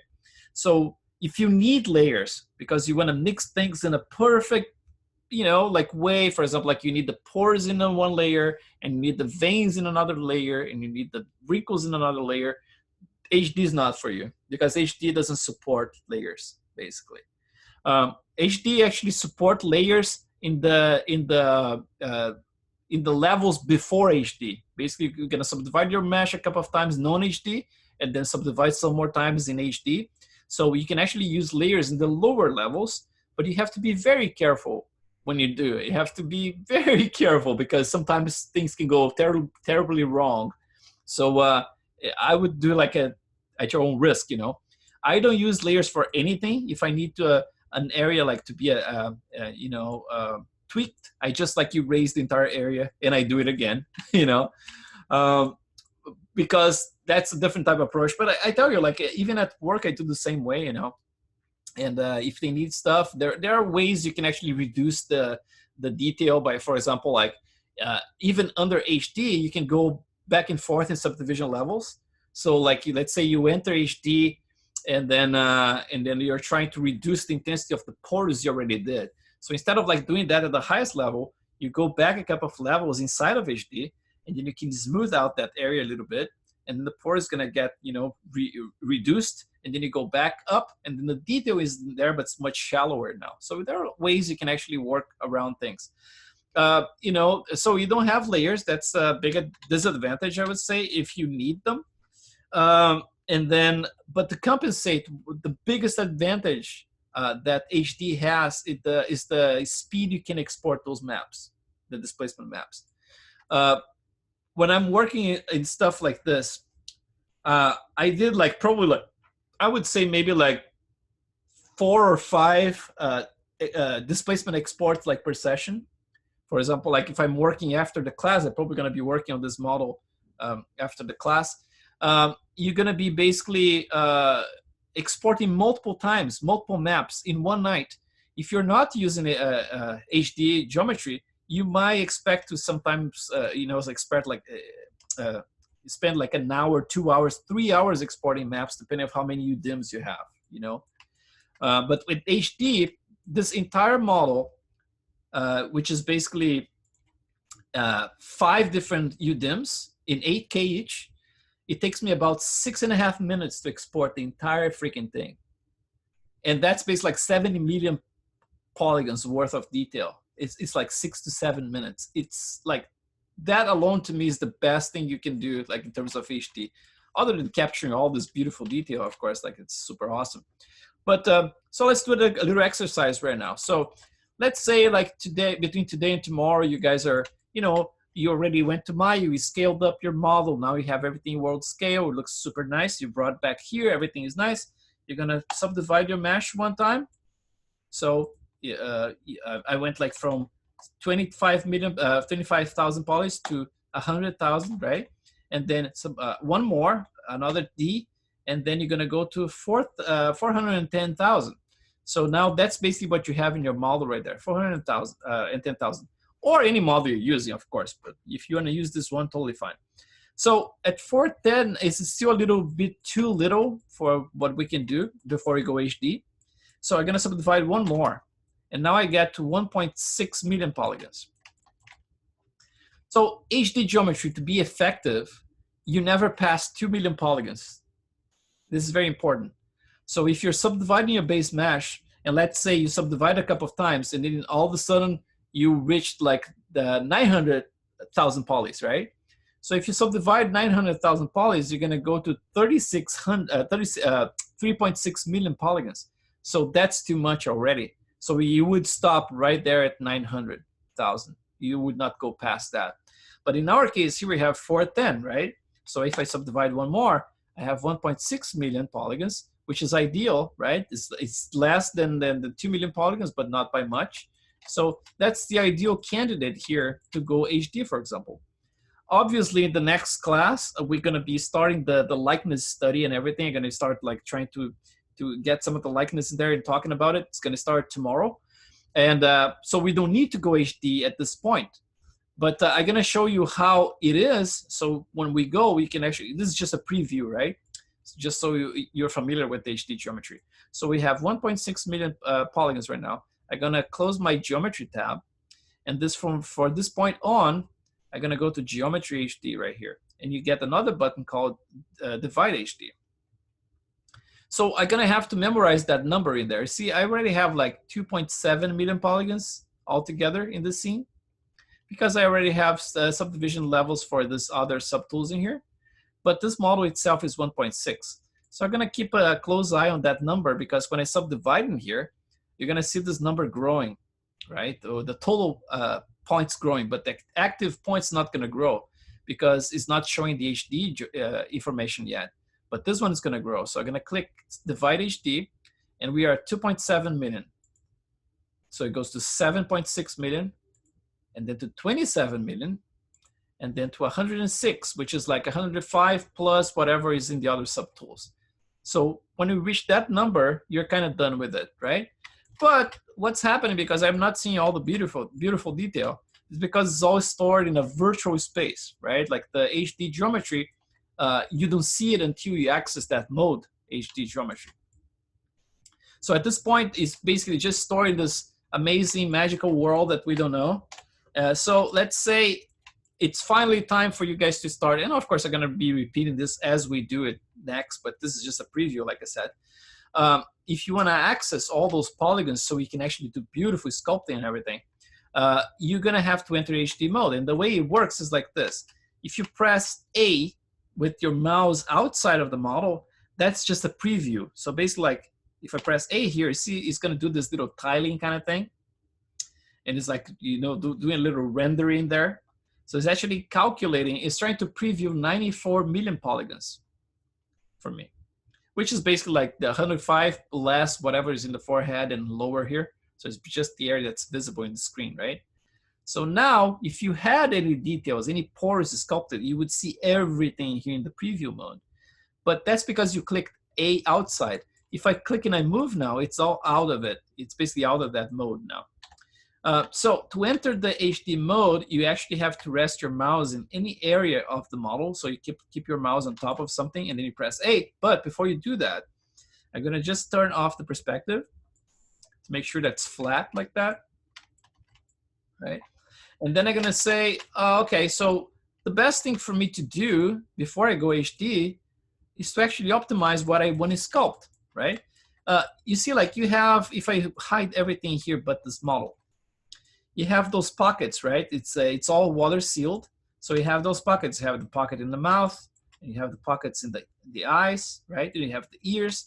But let's say you're gonna be just doing some sculpting in the face, doing like all the pore detail and scars and everything. So what's interesting for us is just this area. So before you enter any HD mode, it's nice if you can actually optimize and just like create polygroups just with the relevant stuff.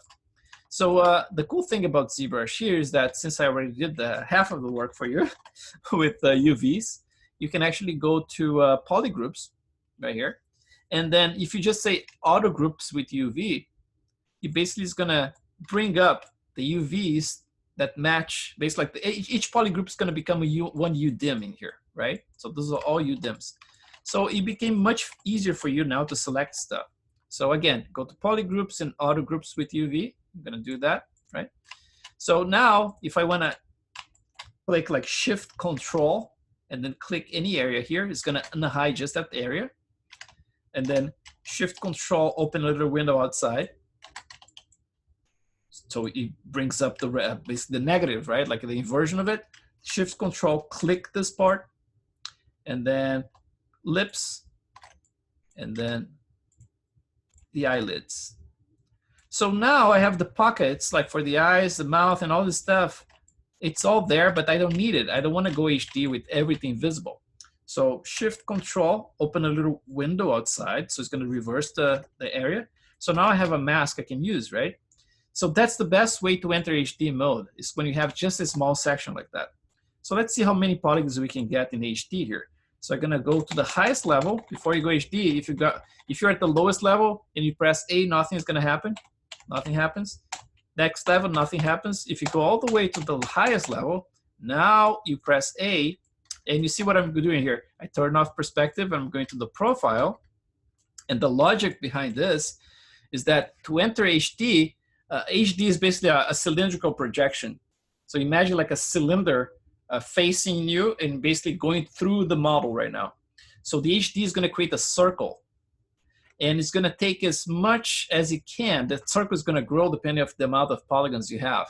So if you have like a very dense mesh, base mesh, and you're trying to enter HD, if it's very dense right here around the cheeks, you're probably going to get just a little circle you can sculpt, and that circle is going to have like 35 million polygons. So that's why it's important to create like a very well distributed, polygon, structure, like the wireframes, so you can actually get like the most of it.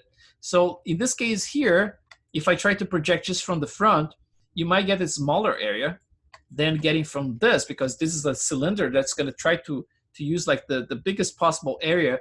Is going to reach probably like between 30 and 40 million polygons. So without further ado, just like rest the mouse close to this is my favorite area right here, close to the nose. I'm going to press A, okay?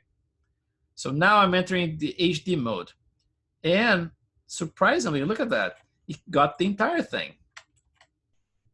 If you remember, like before, when if you ever tried to use ZBrush with HD mode before, a couple of years ago, what would happen is that it wasn't 64 bits. ZBrush was 32 bits. So the problem with that is that the area would be very small. You would get like probably like, I don't know, like 8 million polygons, a small area. So it was always like a tiny little area you could sculpt. But look at this awesome thing now. Now you can actually sculpt a big area. So there's a button in here in ZBrush called Solo, right here down there. If you click it, you're gonna see just what's HD right now. So this entire thing is HD. I have 24, almost 25 million polygons worth of area I can sculpt now. So let's say like we are already like a couple of classes down, and you already sculpted your beautiful pores, because you're gonna be sculpting pores by hand.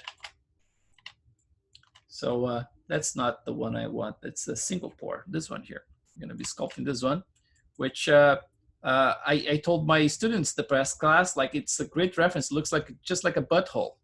So like you're gonna be sculpting buttholes. And then I'm gonna explain why I sculpted this way and everything. I'm gonna be showing some references, it's like the pictures of skin and everything. But with that thing, you can actually look at that. Let's do a little exercise here. If I start placing them by hand like that, because that's how I start things, actually, sculpting everything by hand. And I'm gonna do like a chunk of them in one of those next classes to show you guys. So, you see like you can get like pore details. So this is like in the context of the entire face, that's like how small it is, right? And it's still, I mean, like if you get really close, you can see like some of the, the edges in there. But I wouldn't go further than 100 million polygons. If you subdivide once again, you're gonna get to 400 million polygons, which is gonna give you like much more detail, but it's not very feasible, If you get like to 400 million polygons, now, if you try to enter HD mode, instead of like seeing the entire face, you're gonna see just a small chunk like that, because now the polygons are much more compact, right? So like I said, this model here might not be completely ideal, but it's completely usable. If you do something at this resolution, you still can you can get a lot of detail, because a lot of stuff is gonna be, the surface is gonna be broken down by the micro displacement we're gonna be using. I started by actually sculpting something and using it as a micro displacement, micro bump, but then I decided to actually use a Maya node just to do that job for me, and it's working fairly well. So I don't know if you're going to be sculpting that, But in terms of detail here, I mean, those are some of my clay brushes. Let's see how they behave here in the HD model. Let's see. Let's do it bigger like that. It's a clay brush. Look at that. You get a lot of detail in there, you know. So that's basically like 20, almost 25 million polygons in this face. So that's basically like the basics of HD. And then if you guys are curious about like how it's gonna work, for example, like if you have HD, and I just try to undo this because I don't think I saved my scene after. Oh, actually I saved it, right? I saved that when I did let's see, I think I saved as a project. Let's see.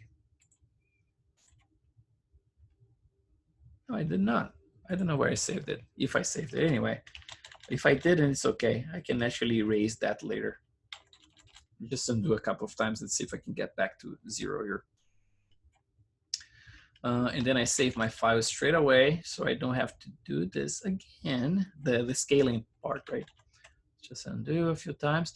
Yeah, HD is heavy because, of course, it's undoing like from 25 million polygons. So if you need to undo a lot, sometimes it takes some time.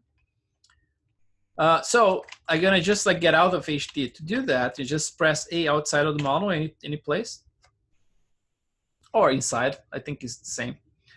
And then it's gonna get out of HD now. And now I'm back to 1.6 million polygons, right? So let's save this one. Now I have everything scaled. So I can actually save my model. And I have the HD already started in there. So I might get rid of that later, but let's just save the scene for now. Actually, you can save the subtool in here. In this case, it's gonna save just what you're seeing here, the subtool, right? But normally when I save stuff, I save as a project. So I'm gonna save that as a project here. Gonna be Ray HD1, something like that. And that's a project now. The advantage of saving as a project is that basically like if you have some additional tools created, for example, if you're sculpting like your pores in a plane to start and everything, then when you save your project, everything comes back in here. So if you have multiple tools loaded, everything's gonna come back. Also, your material is gonna be preserved and everything. So I like saving project better, right? Now, one thing about HD is this, check this out. I have 106 million polygons now, right? And I have this model right there. So if you duplicate this model, you would think that this model would become another 106 million polygons. But look at this, duplicate, you only added 1.6 million polygons because it basically eliminates the HD. So there is no button to actually eliminate HD. So if you did some mistake, made some mistake, and if you go to Geometry HD, and you see you have 3 subdivision levels in there, there's no way to get rid of it. There's no way to delete the HD levels anymore. So that's the trick to eliminate it is basically by creating a duplicate or a clone and just like deleting the original one. So at this point here, if I delete it, now I'm back to 1.6 million polygons in my scene again, right? A couple of details about the HD as well. Let's see if I remember what I was about to say. I was thinking about something and I started thinking about something else. But anyway, yeah, it totally escaped from me. I'm too old, man. I have to stop doing this. But yeah, so HD geometry, when it comes to, I remember, exporting maps, right? This is a question that comes up a lot. How you export maps like from HD? And the question is very easy to answer because it's exactly the same way. So basically like today I can show you, I mean, like I'm getting ahead of myself by showing this stuff now, right? But mostly as a preview, this is just like an introduction anyway. To export the displacement maps, let's go to the settings here that I have set for myself, and then you can talk about this. We have like 12 minutes left, and then this is actually set, so maybe like in the future we don't have to talk too much about it. You just like copy the tab, this tab here the way I have. So if I have colors painted, of course I'm going to export the texture from Polypaint. If I don't have anything, it's going to be just displacement. By default, what you see is basically like you see this tab is all closed up like that. So the first thing you're going to check is basically like you're going to go to your export options. And this is the very first if you don't have your ZBrush set yet. You're going to click File Names. And then this tab is going to open. And by default, you're going to see like under UV Tile ID format, by default, it's going to have the ZBrush like this, U and V, or either this one or this one. Don't remember exactly which one's the default. But you're going to just click it. As if you keep clicking on it, it's going to switch, then until you find view dim. So that's the one you want. And then for the format here, you keep the default, which is TIFF and TIFF. It's going to ignore because we're exporting everything in EXR, but the color map actually is going to be in TIFF. So you can actually choose, you know, what you want here, either PSD or TIFF. But in this one, BMP, TGA, blah, blah, blah. But I use TIFF for both of them. And then UDIM. Once you save this, you don't need to worry about, because next time you open ZBrush, it's going to be all saved. And then for the rest of the options in here, I'm going to be talking about why the switch and morph target is on. This is very important, by the way, but we're going to be talking when we start exporting the maps. For the size of my maps, by default, ZBrush has this at 496, but there's a slide, and you're going to see that if you crank it, it goes all the way to 192, so that's 8K, so that's what I use. Map border is basically like your UV layout. ZBrush is going to expand the little borders by 4 pixels by default, just to make sure you don't have any seams. But if you're still getting seams, which I doubt with HD, you can increase this number like 8 pixels or something. Just remember, if you have like neighbor UDIMs and they are pretty close to each other, it's going to shoot like this number from both pieces, right? So if you have like 2 pieces pretty close, it's going to shoot like, let's say you crank like 8 pixels in there. You're going to have 8 pixels coming from either direction, and then it's going to cause an intersection right in the middle. So make sure you have a lot of space between your UVs just to prevent that. And then, so switch and morph target is going to be on, and I'm going to explain why next when we export maps. And then the displacement map here, by default, ZBrush exports from subdivision level 1. That's how you see ZBrush by default. But I'm using subdivision level 2. So why am I doing that? I explained this actually like in the summit, like if you look at the video, ZBrush Summit 2018. What I do actually, instead of like calculating the displacement from the very base level, like from level 1, I'm calculating starting from level 2. And the reason I'm doing this is because instead of like bringing the lowest resolution to Maya and then calculating the displacement maps on top of that, I'm actually bringing subdivision level 2, which is like 1 subdivision level more than the zero, right? So in theory, it would be subdivision level 1, right? Like but you know, I understand the way that they made 2 here.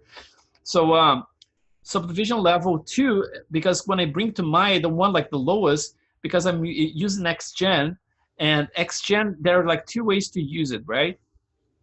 Actually, multiple ways, but for example, like if you're using a scalp, right? Like you're basically like you're duplicating the head and just like copying some polygons and just like keeping those polygons and then growing the hair just in that mask, right? That's one way to do it. But in my case here, I'm actually growing the hair in the face itself. The actual model has everything growing from it, right? I do that because it's much easier for me to just like import this mesh after like a couple of iterations and then just use a blend shape in Maya and then have everything basically like pop out. And it's super easy. Like I don't have to do any extra steps, you know, if I do it that way. So because the XGen, instead of like having something that's faceted and I'm not getting the silhouette perfect, so the hair is not attaching perfectly to the scalp, I use 1 subdivision level more, so it's like it's smoother. And then I can actually grow hair like, you know, it's like in a nicer way. Also because like I want to paint some polygon areas in Maya for the XGen. And then I want to make sure I have more polygons to do that. So I use subdivision level 2. And as I explained, I mean, like this is ZBrush, instead of like calculating the displacement from level 1, it's going to start calculating from level 2. And that means that, you know, it's just going to create the difference, which is going to be perfect. Once you bring to Maya, it's going to be perfect. It's going to be a 1-to-1 translation. Now, if I'm exporting anything non-HD, for example, like you mentioned, like exporting props, for example, I would not use adaptive, and I would use like DP subpixel 0. If you use those 2 here, it's going to increase the number of minutes by a lot. Sometimes like it gets like almost like 10 times slower if you do that, depending on how much you're going to crank those numbers. But because it's HD geometry, and we want to get the maximum amount of precision, you should click adaptive and crank this all the way to 4, right? So this is going to be kind of like it's going to smooth the, you know, any fast faces you're going to see in the displacement. If you don't have enough resolution, this is going to create kind of like a little blur, and it's going to blend it. It's going to make it look super nice. And again, because it's HD geometry, this is going to be very fast to export the maps anyway. It's going to take just a few minutes, even with adaptive and DP subpix, and you're going to get the crispiest possible result. Smooth UVs, I don't use it for the reason I mentioned before. I want to prevent like seams and everything is being painted in the ZBrush, so I don't use the smooth UVs. No need for 3 channels because we don't need our, you know, RGB is going to be just like a black and white map. And I'm going to actually export like 32 bits and EXR. Actually, when you switch to 32 bits, you're going to get the color information anyway. So those 2 buttons have to be on. So that's basically like all the settings I use for exporting the displacement maps. You're going to be talking, of course, later, going through those, explaining why the switch morph target and everything. But that's the preview. You guys can save those settings or tweak it right now in your ZBrush, just like keep it in there. And then that's basically what we're going to be using from now on. So let's see how we're doing with time. It was like we are 5 minutes away, and I know you guys are like just trying to gather some of the stuff I'm talking right now, but if you want to ask any more questions, you still have some time. And yeah, so feel free. I think I covered most of the stuff I want to talk about today. And I talk a little bit fast for someone who doesn't speak English very well. Hello. Hello. A question about adaptive button in ZBrush. Yes. I heard it's just raycast algorithm. It says what? I heard it's just raycast. Oh, raycast. Yes. Yeah. Yeah, it's kind of like it's based on ray tracing, right? I don't clearly get how it's work with HD. Yo, it works just fine. I mean, like HD, once you get out of HD, it becomes like it saves like those maps in a virtual kind of place, right? So every time we enter HD, I believe like it reloads those maps and recreates the surface and everything. But if you are inside of HD, and I believe like when you export the maps, it goes to HD mode.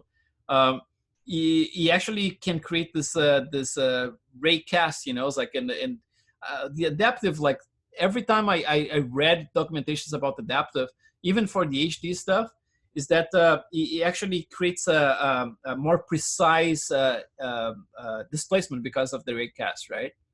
So I normally use it. We could try potentially like try to not use it and see if we get like a big result, difference result. I actually use it as a default as my setting. But I wouldn't mind. I mean, like if it's something that works fine without it, we can turn it off, you know, because it definitely adds more time. But I guess like that's a nice test we can do during the class. Yeah, okay, thanks. Yeah. Even the DP subpix, maybe we can try, you know, like to reduce it. Since we already have so many polygons, maybe we're not going to get, you know, we're not going to have the necessity to have it. But then, I mean, like this model here, it took me about, in terms of the time spent, right? So I would work on it during the class, and then I would explain the steps I'm using, for example, like painting the skin color and stuff. And then I would say, you know what, guys, I'm going to spend another 2 hours after the class, probably before I go to sleep, and then work on that. Because, oh, I have to talk about that.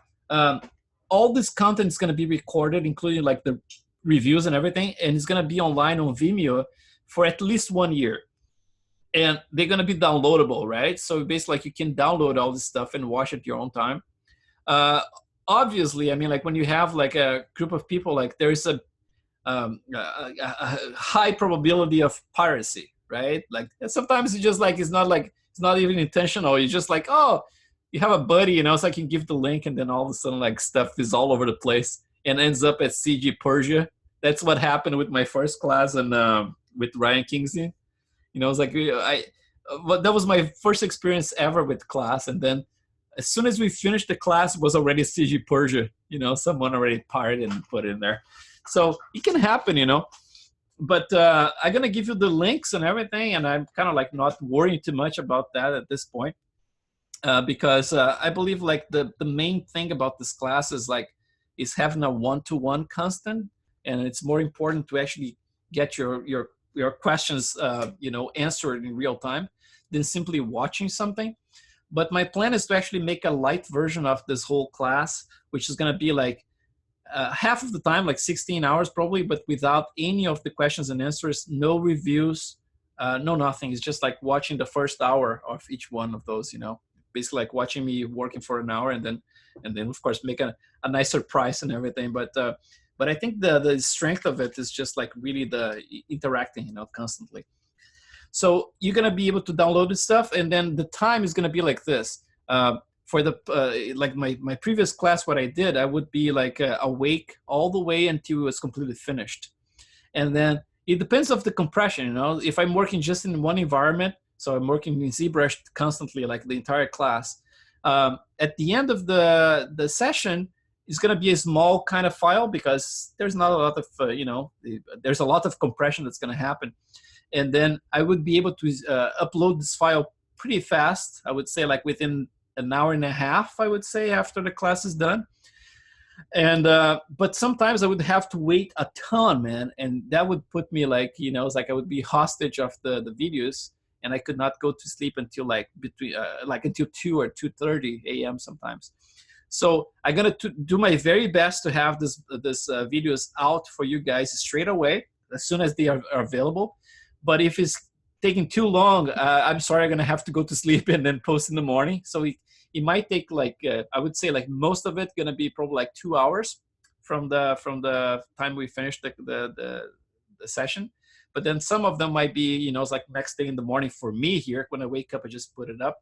But I'm really gonna try my best to actually have it straight away, because I understand some of you guys are at work and then you're waiting to get home and then do some work, So I really value that, and I want you guys to get the best experience possible. So yeah. And then you should get, I'm gonna do this because just explaining why it takes so long. This video is gonna process after we're done here. So basically like we are using Zoom. Zoom is gonna compress it. It's gonna take probably like half an hour to compress this 2 hours video. And then I'm gonna upload to Vimeo. It's gonna take probably like another 20 minutes or 30 minutes just to upload it. And then Vimeo, once it's in Vimeo, it has to compress to its own format. It takes sometimes 45 minutes. So it's a long time. It's almost 2 hours just to process this entire thing, right? And then as soon as it's finished, I normally get the link from Vimeo, and I just like forward that link to all of you guys. And then of course I put the description. So basically like every new session I'm gonna describe what we talked about. So at least you have a reference instead of like having a bunch of videos. And because this is like a non-linear thing, right? I'm gonna be talking about multiple things in each video. It's nice to just have a description that says, okay, today we spoke about this, this, and that. And then you're gonna have a, it's like I can go straight to that and know exactly what's going on. And then, yeah, I'm gonna be everything organized, and you guys should get the video, and the quality is pretty nice. It's HD quality, and the audio is normally very nice too. So I think that's it. And I just want to thank you guys, like for putting your trust in me, and I really hope you guys can get the most out of this class. And again, it's going to be very proportional to the amount of work you put in it, But like I said, today was just a preview, but I hope you guys follow what I was talking about, and I try to be very clear about explaining, like each one of the menus I'm using and the reasons why I'm using stuff. But sometimes, of course, like you're going to have something like this question that just came up, like why you're using adaptive, it's like, I'm not sure. I always used it, but it's a good question. I mean, like, let's experiment with it, and maybe we can eliminate that and get the maps even faster. But yeah. Great. Hello. Yes. Yeah. When you work on something on weekends or after class, do you Yes. also record it? No, that's not recorded. Like I said, the stuff I'm going to be showing in class is going to be most of the work. And it's going to be, it's like at least like showing the techniques I'm using, the brushes I'm using, and everything. And everything else is repetition. So there's one class I'm going to be basically sculpting the pores and the wrinkles, right? It is going to be real time. I'm going to be covering a good chunk of the model. But then there is no sense for me to actually repeat that constantly, you know. For example, like if I spend like 3 different meetings just to sculpt the pores in the face, it's gonna get very boring. But if I sculpt a good chunk, for example, like the entire cheek, for example, and then the eye bags completely like I did the last one. So I sculpted like the cheeks completely and part of the muzzle, and then the eye bags, and he spoke about all the techniques and brushes I'm using. I'm not gonna spend like 3-4 different meetings just sculpting this. I'm gonna just move on. I'm gonna go to the next step, and I'm gonna be keeping keep like working on it after the class. So normally what happens, like you're gonna see the model in a certain state at the end of our meeting, and then you're gonna see on Instagram like maybe like 2 hours later, while I'm waiting for the videos to process. I'm gonna be working on those, and then you're gonna see like posted, and then you're gonna see more progress. But if you observe what's going on with the model, you're gonna see like, okay, it's basically a repetition of that process, but it's nothing new, you know. I really don't want to trick you guys into doing something hidden, you know. Everything is gonna be very clear. It's just more work, because those things, like if you look at the amount of detail that's in here, that's about 70 hours of work, right? And we have like class running, 32 hours of class plus 4 hours of reviews. And during those 32 hours of class, it's not like I'm working on this model 32 hours. I'm gonna be working on it probably like 1/3 of that. And the other 2/3 is gonna be like talking about the process and explaining how things are and doing mini tutorials and answering the questions, because 16 hours of those are basically like questions and answers, open for questions and answers. So that sometimes takes a good chunk of time. But based on my calculations, I think like between half and 1/3 of the time I'm gonna be actually working on the model.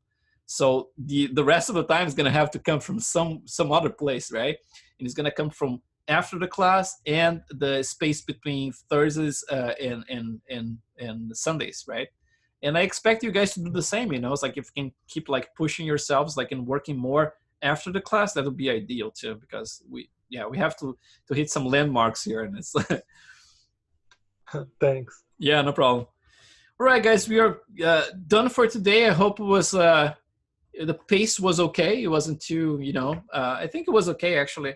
And I'm excited to actually start the model tomorrow. You know, it's like do some sculpting, and then hope that you guys are gonna be able to, you know, some of you maybe like follow along. And if you can't, I mean, like again, I'm not gonna be like the Nazi teacher here asking you guys like, oh, do this, like you need some homework. It was like, no, it's up to you. You're professionals. Most of you are professionals, and I think the pressure has to come from yourselves, not from me. You know, I'm pretty obsessive with the work, as you can tell, like sculpting stuff all by hand. So I like doing this work, you know. It's like it's fulfilling to me, and I always do with the headphones on, with like the best music I can find, like to my own taste. And I just like get into the zone, you know. It's like I don't even feel it. But I would say like to cover the entire face with the pores and wrinkles and everything, it's good like solid 8 hours of work for me with my experience. So it's gonna take about 8 hours to cover. But then I'm gonna show you like some cheats, because I'm sculpting by hand, like all those little pores in here in the face and everything by hand. It's gonna be like, especially this area here is very important to be very controlled. But when you get like to forehead, sides of the head, like some of the chin stuff, then what I do, I actually sculpt a plane with multiple of those pores in the plane, and I capture that plane as a new alpha. And then now I have like an array. I actually can speed things up. For example, like the forehead and least important parts, you know, it's like it's going to be sculpted using an array of that same pore, right? So little tricks are going to be teaching you guys so we can speed things up. But don't expect us to be able to do all this stuff during the class, because there is no way. It's just like 70 hours of work. So awesome, guys. Thanks again for being here with me. I hope things get very exciting from now on. It's going to be very overwhelming based on everything you're going to hear from the guys from the other class. And yeah, it's you're gonna be feeling a little tired at the end, but it's gonna be fine. Have a good night, man. Thank you. Man. Have a good night, good day, and good morning. You know, we are all over the place. So thank you. Okay, thank you. Bye-bye. Bye. Bye-bye. Bye-bye, Chris. Bye. Thank you. Bye.